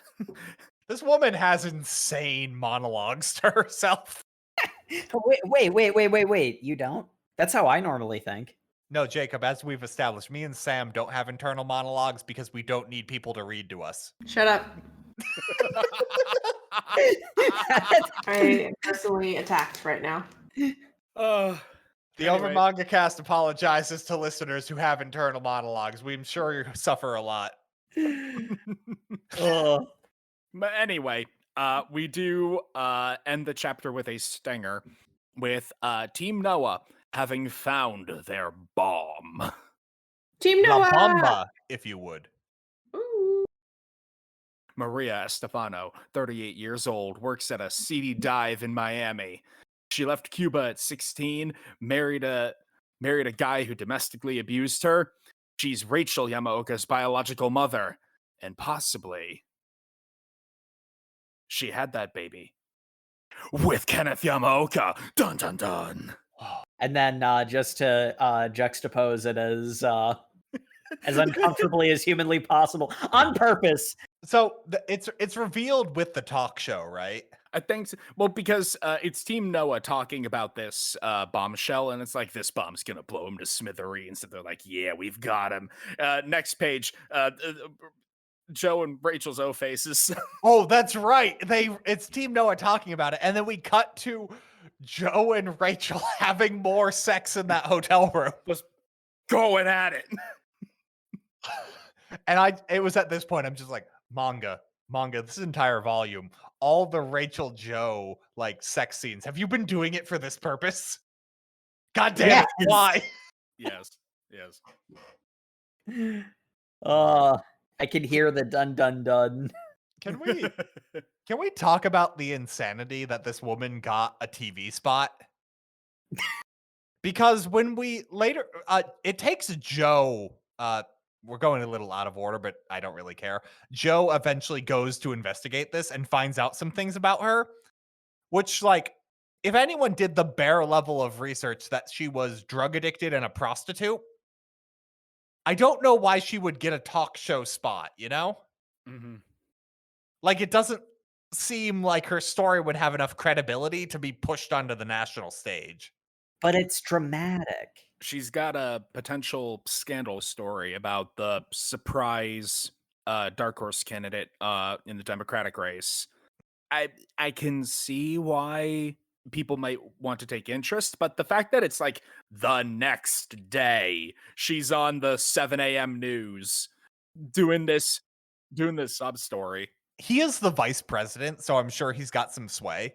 Also, for the drama of the manga, it works perfectly. It's just analyzing it. You're like, well, actually, how would she get that TV Yeah. spot? Which is a lot of our analysis of Eagle when you think about it. I don't think it's a secret. I love Eagle. It's just when we're talking about it, I have to go, what? Well, how does Wait a part A minute. go to part B? When you slow down for a minute through the parade of melodramatic craziness, you're suddenly like, hold on. But anyway, this woman basically comes up that Yamaoka was her divorce attorney who helped her get away from her ex-husband, who was abusive and whatever, and then pressured her into a sexual affair, which caused her to be pregnant. He then offered to pay for an abortion, but she's deeply Catholic, so that was a no-go. So she had the baby, at which point Yamaoka said, I'm going to pay you money so I can adopt her. And she agreed because that would give her daughter a better life. Mm-hmm. And the entire time this story is happening on the ACN morning news, Patricia is making coffee in her bathrobe, looking increasingly more and more distressed. I thought this would be my favorite panel, with her dropping the coffee and then going to confront Kenneth, and then the rest of this chapter happens. Oh my god, that just everything in this chapter, because she goes to confront Kenneth, and before we can get that explosion to happen, cut back to the love suite. Rachel sleeping peacefully. She doesn't have a care in the world. Cut to Joe turning up the TV. Joe's watching this. The look on his face, man. Well, you say the look on his face. I was reading this and I was ready. I was ready to screen cap this. I was going to post it on the Twitter as the look of someone who just had sex with his sister. And then the manga's like, no. We're going to have an entire chapter about his reaction to potentially having sex with his biological sister. Yeah, because again, Kuleshov affected with Rachel peacefully sleeping. He wanders into the kitchen, or not into the kitchen, into the bathroom. He looks at himself in the mirror, aghast. He grabs a glass jar of something, shatters it in his grip, and then rubs his bloody palm down his face. It's like, oh my, his blood and tear-stroked grimace of agony. I want to point out, this is an entirely silent chapter other than the news broadcast. There's no dialogue. So now that that's out of the way, we can get down to Yamaoka's actual reaction. Patricia's like, what is this? What happened between you and Maria? What's going on? And he's like, nothing. Nothing happened. We're going to deal with this. Calm down. I trust you. No, actually, you know what? No, I don't trust you. I can't, because you don't tell me everything. Whoa. Shut up, woman. You're being hysterical. Let me force myself on you sexually. And then that works. Yeah. That's very product of its timing. I also think it's supposed to make Yamaoka look... It is uncomfortable. Skeezy. Like, that's the point, I think. Yeah. And it makes Yamaoka skeezier, because what better way to to deflect this issue? Better or worse, the problem is that Patricia's response is not she's upset Yamaoka would do this. She's upset that there is another woman that might be breaking up their family and she might be competing for the affections of. And this is Yamaoka going, no, I'm with you. I love you. I only want you. And it's gross, but it's also assuaging her fears directly. So it's like they're a married couple. They get each other is kind of the vibe, but it still comes off as gross. But yeah, it's nuanced, which is a lot of this manga. Yeah, Mhm. yeah. It's purposefully kind of a little bit gross when you think about it. This is where we really start to get into Patricia's character, and she becomes much more of an actual like presence in the manga, and I really like the direction they're going with her. Because the comments that she makes about him hiding things is where I sort of got the impression it's like, did she find out about Tomoko herself? And she wasn't told that by Yamaoka, and that's what she's referring to in that moment.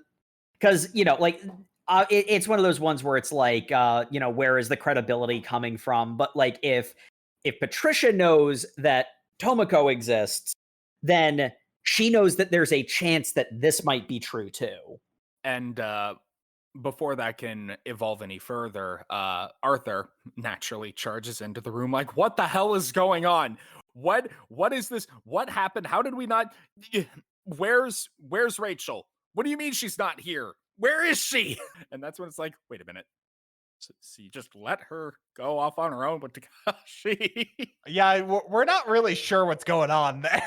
Mm-hmm. But also, conveniently, Takashi calls Yamaoka at this point.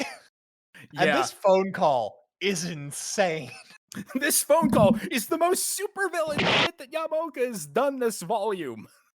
I mean, that's questionable, but I mean, this also led to part of my confusion in this reading. It's just the back and forth tense phone calls. So the phone call is Yamaoka not admitting to anything, Mhm. but it's Takeshi basically saying, hey, I'm with Rachel, but forget that. I need to know, is this story on the news true? And Yamaoka goes, do you want it to be true? Yeah, of course, I'd love it to be true. Thank No, you. he'd hate it to be true. Mm-hmm. If it is true, I will kill you. And then Yamaoka's just like, well, you're the journalist. You shouldn't depend on my word for anything. You should find out the truth yourself. My son. This is framed as a supervillain scene, 100%. But the sort of important thing from Yamaoka's perspective is he points out the very true fact that I could say yes or no, and it's not necessarily going to change what you believe. So believe what you want until you can prove it one way or the other. That's the other thing, is he wants him to be a journalist. So he's just like, you shouldn't be taking my word for everything. That's not what your job is. Mm-hmm. You don't work for my campaign. Mm-hmm. So I guess this is now a good as point as any. What do you guys think? Does Yamaoka know they're boning? He has his suspicions, but he's not going to. I'm gonna be completely honest. If someone called me and said, hey, I'm with your daughter, also, are we related? I have some questions. I think it would. I think he has every reason in the world to believe that. Yeah, I don't think He also he's not concerned they're boning, but also I Mhm. could see Yamaoka just not caring. Patricia's like, "Where's Rachel? Don't worry, she's in good hands." Oh, she's in good hands, all right. God damn it. This phone call is so No. weird. I don't know. I feel like he's had his suspicions, and he doesn't really feel any type of particular way. Well, like I said earlier, he gets called Rachel's name when he's picking up Joe for the second night out in Dallas. So I'm like, did he acknowledge, oh yeah, he thought my daughter was coming over to see him at midnight? I think it's very much the case where he suspected and he's not bothered to look up on it, but that basically confirmed. Yeah, this phone call is just insane. Mm-hmm. And it's great. I love it. Yeah, there is the element of he does seem to know and he doesn't seem to care, which says a lot about, whether or not the rumor is true. But there is also the factor of he also might just not care outright. I also love how after this phone call, Takeshi just looks at Rachel naked in bed and just is having existential crisis going on. Like, is this okay? What I've been doing for the last couple of months okay? And then to his credit, he does worry more about how it's going to affect her. Yeah. Yeah. I'm going to say this because he did not know. I'm going to say to clear his conscience is you can't go back in the past. Now you have to figure out what happens now. See, Jay, you don't understand the male mind. Because what he's thinking in that moment is, but continue? Do we keep Oh, going? God. I've already done it, so it's not like the future's worse now. You guys are awful. Men are awful. Just never men. Just never. Honestly, fair. I'm not going to disagree with you, but also do continue.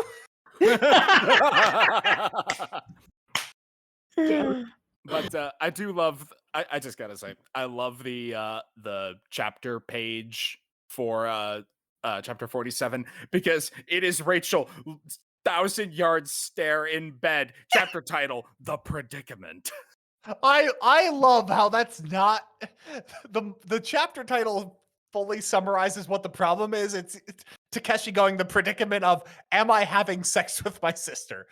But Rachel's reaction is, oh no, my biological mother, I guess, is coming forward and causing problems.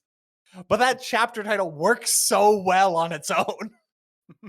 Oh my god, this manga's so fucking good. Remember when we picked this because we wanted to laugh at a stupid manga for 4th of July? I was talking to Jay about this. I want this manga to have an anime so badly. Me It would too. do so well. I was going to say I would love to see the Taylor hat throw animated. I need to see that. This manga is so good. Speaking of good, we finally get some good Tuck again. Oh yeah. Oh, do we ever? We get the scene of Rachel kind of being. Rachel responds very like in line with her family. She goes, "This crazy woman is saying things. I have to side with my father. What is this nonsense about?" Takeshi looks like he's sweating bullets about to die. And then we cut to Tuck, who has an entire chapter, and I love Tuck. So My boy, my man. Why did nobody anticipate this? you morons. You goddamn idiots, you children. What are you doing?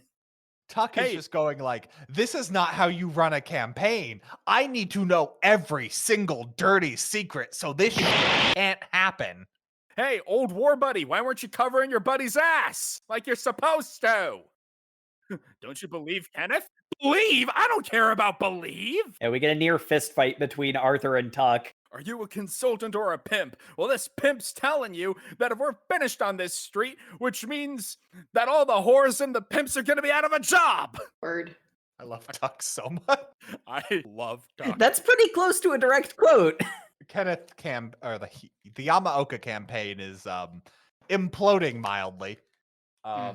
Because they need Rachel there, because they need to form something. They either need to start discrediting Maria, or they need to start building that he is a family man, or they need to promise they're getting a DNA test that proves that Rachel is not biologically Kenneth's. They need to do something. And none of that they can do without Rachel in the building, which conveniently Takeshi is on. For all the jokes we've made about Yamaoka's 4D chess abilities, I love the way that he actually calms down the situation, because Tuck is 100% exactly right, but he's also the one flaring everyone's tempers. And Yamaoka's like, so are you saying the other guy's campaign manager is better than you? At which point they immediately start actually finding solutions. Damn, that hurt, boss. Oh, I love how that's not even a real like rebuttal. Like Tuck is 100% justified because his job is literally to know about these things. But yeah. So we get possibly my favorite scene, not like from like a realistic point, but just because I think it's really funny. Takashi gets in a cab, has Rachel wear a bunch of coats over her so he can sneak her past all the paparazzi trying to get photos and everything. Gets her into the elevator of the hotel, and as she's going up, it's like, hey, I'm going to be with you every step of the way. Also, good luck, I'm leaving. He literally does a speech in her face. He does a speech about, I will always be with you, but I'm also going to fly to Miami on the other side of the country. There's something I have to take care of. I'll be back. Don't worry. I'm literally abandoning you in an elevator. I'm always with you, Rachel. And now I severely hope that I disprove this story because otherwise I'm not coming back. I have other problems. We kind of get the beginning to another arc, but not really, because Takeshi does a chapter of being like an investigative reporter where he goes to Little Havana in Miami, um, Mhm. and then does possibly the least realistic investigative reporting where he goes to the bar she used to work at and asks about her, despite the fact this woman just broke national news. So clearly the bartender wants nothing to do with her. Yeah. Yeah. I don't And know then why he he thought that would work. And then he just believes a drunk who says, "I know something about Maria," and buys the guy a drink. And then the man proceeds to tell him nothing he doesn't already know. It could be partially a cultural thing. It's just I don't know. It's just like, It's why'd you think this person who obviously has a dependency issue would want to help you out of the kindness of his heart? turns out people don't generally trust drunks because they're willing to lie for their addiction. For more booze.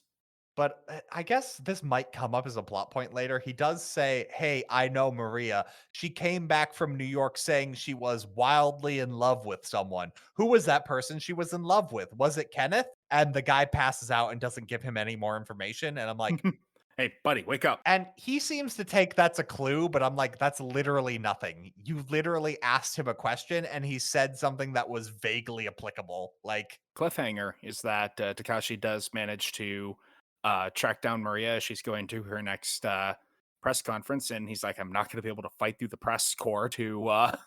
Yeah, before that, we get an interstitial scene that's kind of important. We get to see Maria talking with her agent, I guess. And this is another one where it's like, this doesn't strictly speaking prove anything, but it certainly speaks to the character of the parties involved. She's fame hungry. She wants to be famous. literally, this press tour is so that she can have a diary of hers ghost written, so it's not even a real diary. But like she wants a book deal, and she then ends with her smoking a cigarette, going, "Well, Kenneth, it's time for me to get my payday as well." It's just a villain scene for no Yes. reason. Yeah, I think it's to sow doubt in her story. But like I will say I don't think that that's the right thing for the manga to do because like it could go back on this, but like that basically says, oh, she's doing this for the fame. It's it might not be totally made up, but it's probably not, what's being presented. Well, it's not fully made up because Rachel does confront Patricia about whether or not Maria is her biological mother, and she says, "Of course she is. She is actually your mother, but we did adopt you from her." That part of the story about whether or not Kenneth is your father isn't true. We're trying to get to the bottom of that. Yeah. But like presenting her as a supervillain, it creates implications. Like it's more of a narrative thing where it feels like it's tipping the hand a little too soon. It gives a Mhm. drama bump for the end of the volume, I guess, is where it's going Yeah. with it. I say that, but then actually the volume then does continue with Kenneth being like, "Am I going to be able to get an interview with her? But an interview is not going to be enough. I need to lay out my hand to but once I tell he doesn't say it explicitly, but I think he's going to tell her that he is also Kenneth's son, and I can't go back from that, I guess. It's left is like there's only one thing I can say to get the truth from her, and once I say it, it's all over. It's pretty obviously hi, I'm Yamaoka's biological son, and I am in a physical relationship with Rachel. How do you feel about that? Please tell me if I'm committing incest. "Hi, I'm your daughter. How are you feeling about that?" They frame it in such a way, but yeah, it's pretty obvious that that's the big secret. But yeah, that brings us to the end of our reading. I don't know. Best way to jump Oh. into this is favorite character because we had a lot. Sam, why don't you start us off? Oh man. Oh, favorite character for this reading in particular. That is hard to say. For the little bit that we got of him, Tuck continues to be in top form. It you know what? I think I'm going to go with Patricia because she is she's an interesting kind of tertiary antagonist. And like Jake, I enjoyed the character development that she got, the sort of fleshing out of her motivations and her thoughts. And I definitely feel like uh, of all of the various vehicles for more dramatic explosions that this manga has just piled up, she could very easily be the most volatile one. And I look forward to seeing that happen. Cool. Jacob, what's your favorite character of our reading? Pretty much for all the reasons Sam stated, Patricia as well, squickiness and all. I loved the scene of her confronting Kenneth about the story. That was just absolutely spectacular. But I do also want to shout out, I really wish both of them did more, because Alex, seeing his character development was really cool. I think there's more to explore with him and how well he can maintain this arguably better relationship with his father, trying to be a bit more like involved in the family business, as it were. But like he had like half a conversation and a thumbs up, so it's kind of hard to say he's my favorite character in the reading section. And then the other one is, man, poor Arthur deserved a win. He easily has #1 most baseline in the entire manga, full stop. But he didn't he didn't do enough because he didn't get the win he deserved. Otherwise, he would have been my favorite. He did call Tuck a pimp, which is also pretty cool. That is pretty cool, yes. Yes, but justice for my boy. Okay. Jay, who was your favorite character in volume 3 of Eagle? Sure. So, as I mentioned before, and as already has been said, Patricia was my favorite character for the above stated reasons. I felt that she really stepped forward and kind of experienced a bit of character development herself as kind of her positioning. I forecast that she's going to take a more prominent, I guess, mother bear role, I guess, in the future as future continues to kind of develop. And she seems to be more about keeping the family unit together, at least how they are perceived in the public eye. But that is to be said for later. Second, I'm going to be an underdog here. I would feel like Ken Yamaoka is also one of my favorites, just because of the mind chess that he plays. He is not a good person. I gotta say, I respect any man who walks into a bar of rednecks and go, "Hey, I'm for stricter gun control. Later, I'm out." There's just something about the calm disposition he does. He's like, I know I'm walking into it. Got to keep a cool head and go in here. I don't know. That I guess if you have to say about politicians is something that is just like where I kind of have awe, because I'm just like, they know what they're walking into.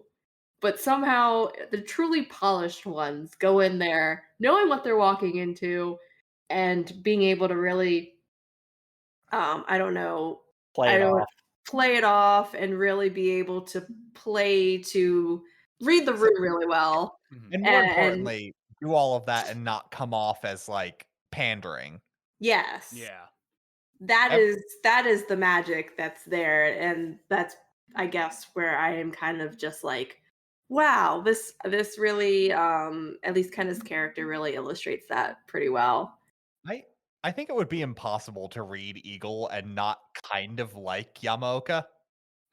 He's just very likable, even when he might be the villain. Like, yeah, that's why I said that Patricia's the tertiary antagonist, because damn if Yamaoka ain't the primary villain.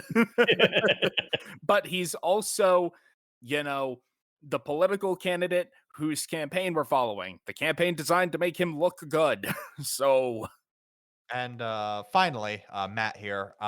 Geez, where do I go with this volume? Had so many good characters.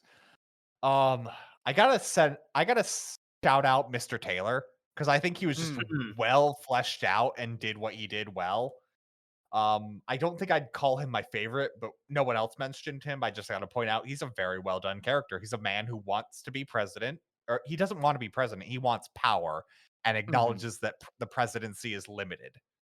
which I really like that direction in a lot of things where you acknowledge the thing everyone wants isn't as important as they think it is, and that's cool to have. Yeah, he was really cool.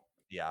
My favorite character, I have to say, is Rachel in this, which is weird because it's kind of crossed with Takashi because they're basically the same kind of drama and I dig for.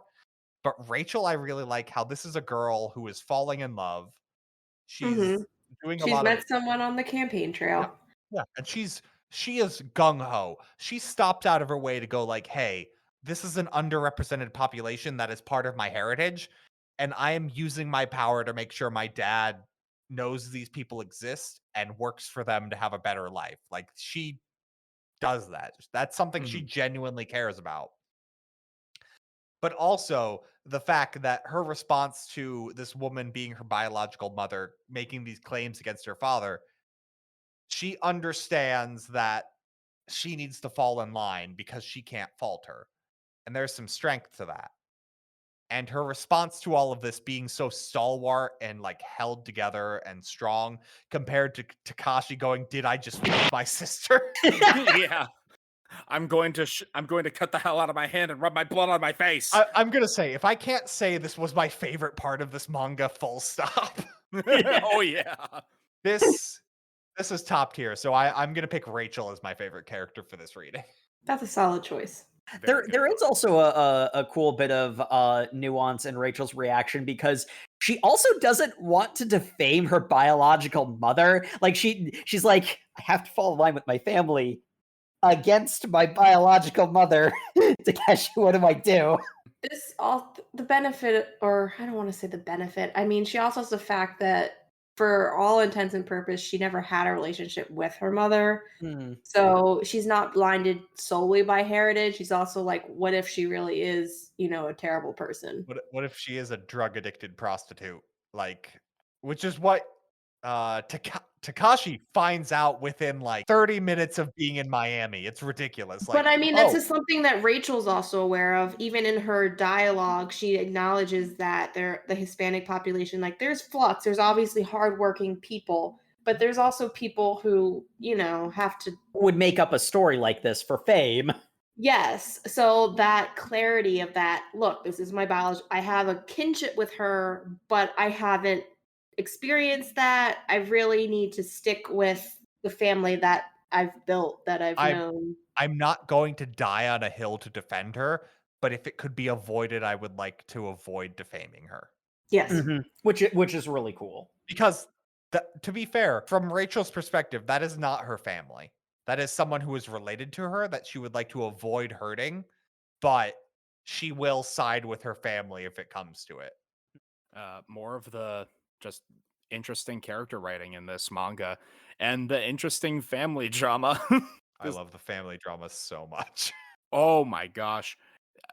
The continued entanglement, the spreading out of this web of a family tree only serves to make it more tangled.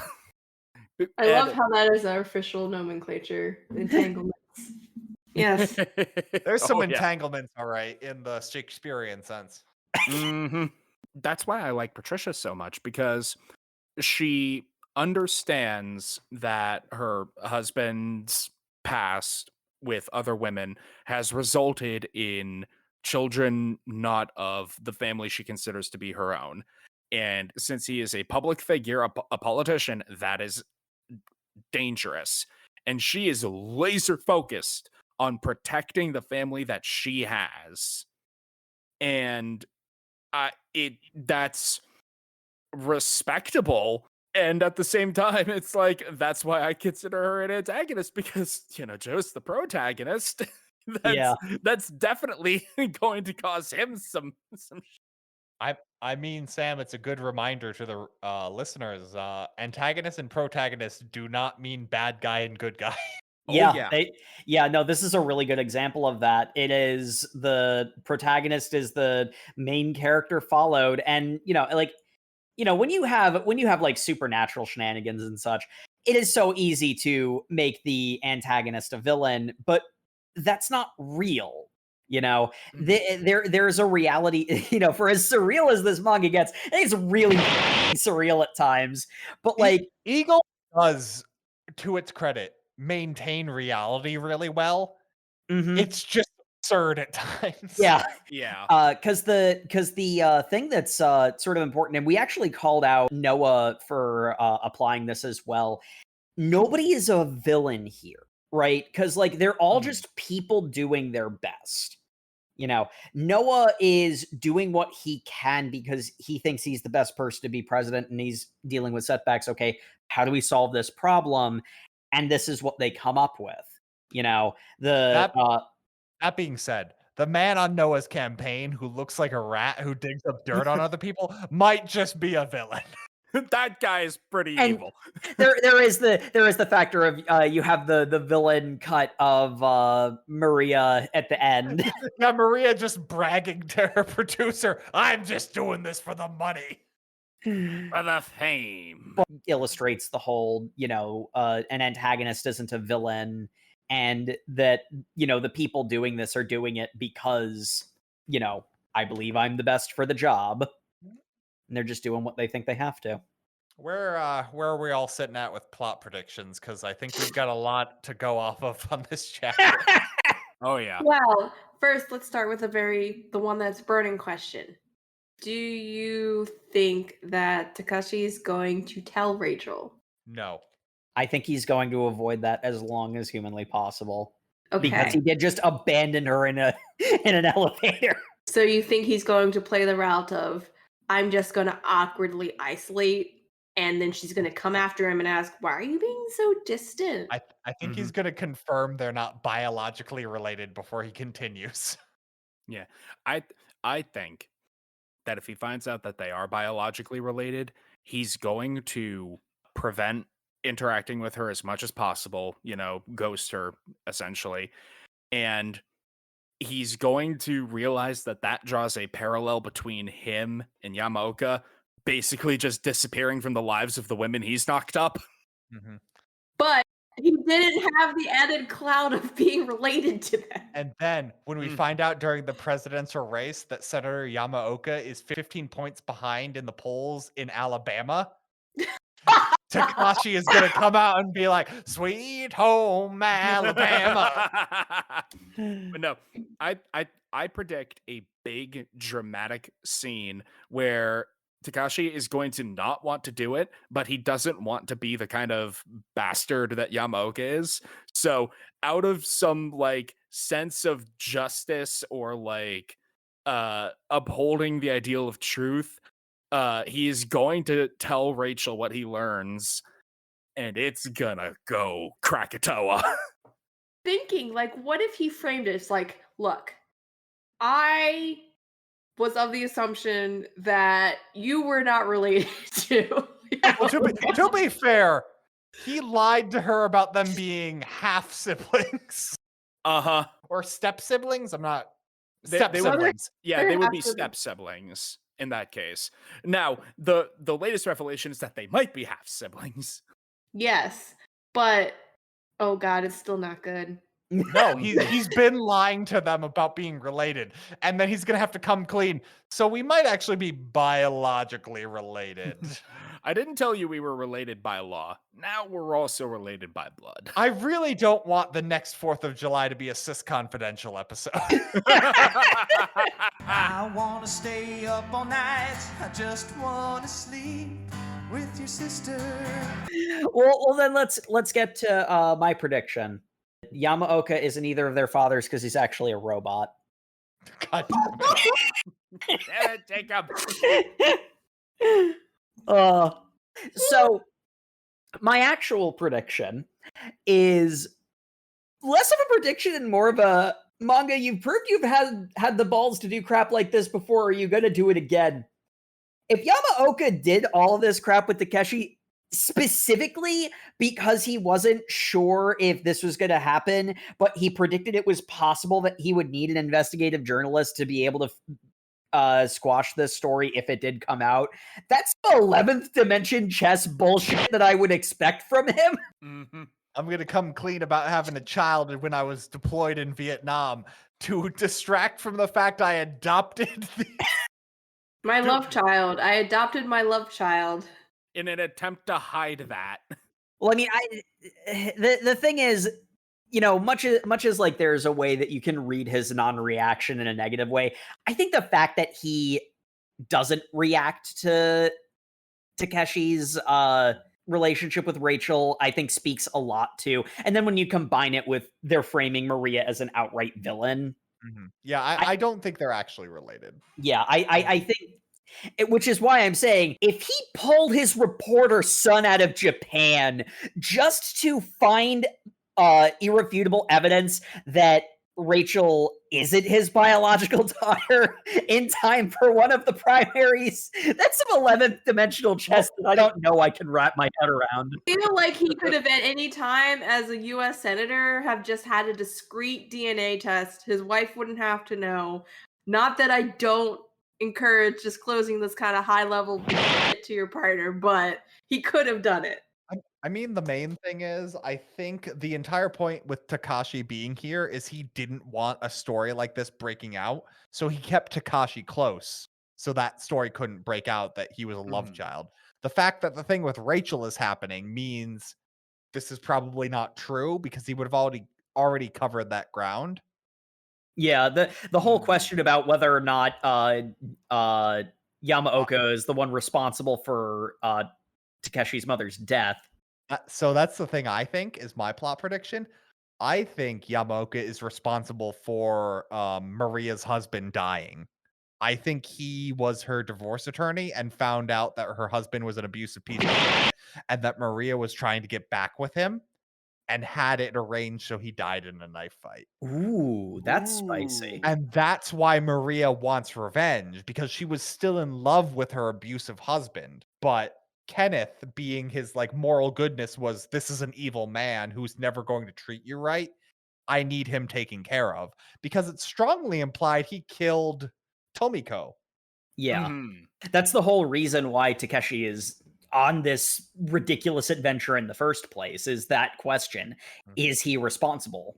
So that's my plot prediction. That's a spicy one. I like that. It's very saucy. I like it. All right. And well, would you continue reading? But I guess we'll see you all next 4th of July. On the 4th of July, Freedom Ring. And thank you, everybody, once again for listening to the Over Manga Cast. As always, you can find us on all of your social medias, where we are at Over Manga Cast on Facebook, Twitter, and Instagram. Find us on YouTube, where you can like, comment, and subscribe. The episodes go up there on a 2-week delay, so if you want to catch up with our latest episodes, we have overmangacast.com. You can even comment on individual episodes there if you so are inclined. And as always, we appreciate reviews in any and all forms on whatever thing you can review on. I don't know. 5 stars, whatever. I don't care. Say we're great. You can also reach out to us for America. It is America's birthday, everyone. So, keep that in mind. You can also reach us over mangacast.com or overmangacast@gmail.com if you want to email us directly, but you can also comment on the website, where if you ever want to reach out that one of the cast members has produced a love child with you and you want to blackmail us for money, go straight there. I can't promise we'll respond positively, but I don't think that's what you're looking for. You know what you're looking for. Exactly. And tune in next week, where we are going to be reading Zom 100, chapters 1 through 22. Bucket list of the undead. I was going to say, hopefully this is significantly more normal, but here we go. And we'll see you all next Thursday. Good night, everybody. Good night, everybody. Good night. Okay, so now that we're at the end of the episode, can everyone just say what their views on gun control is? I think that if we just replaced all guns with squirt guns and NES zappers, all right, people would be confused. The logistical problems with that, though, is how do we get that many copies of Duck Hunt? How do we get that many copies of Duck Hunt? There aren't enough taps for all the squirt guns. And that's why we replaced them all with knives. Ooh, nothing bad has ever happened with knives. You know what? We're going with that one. Wait, hold on. The British government's listening. No!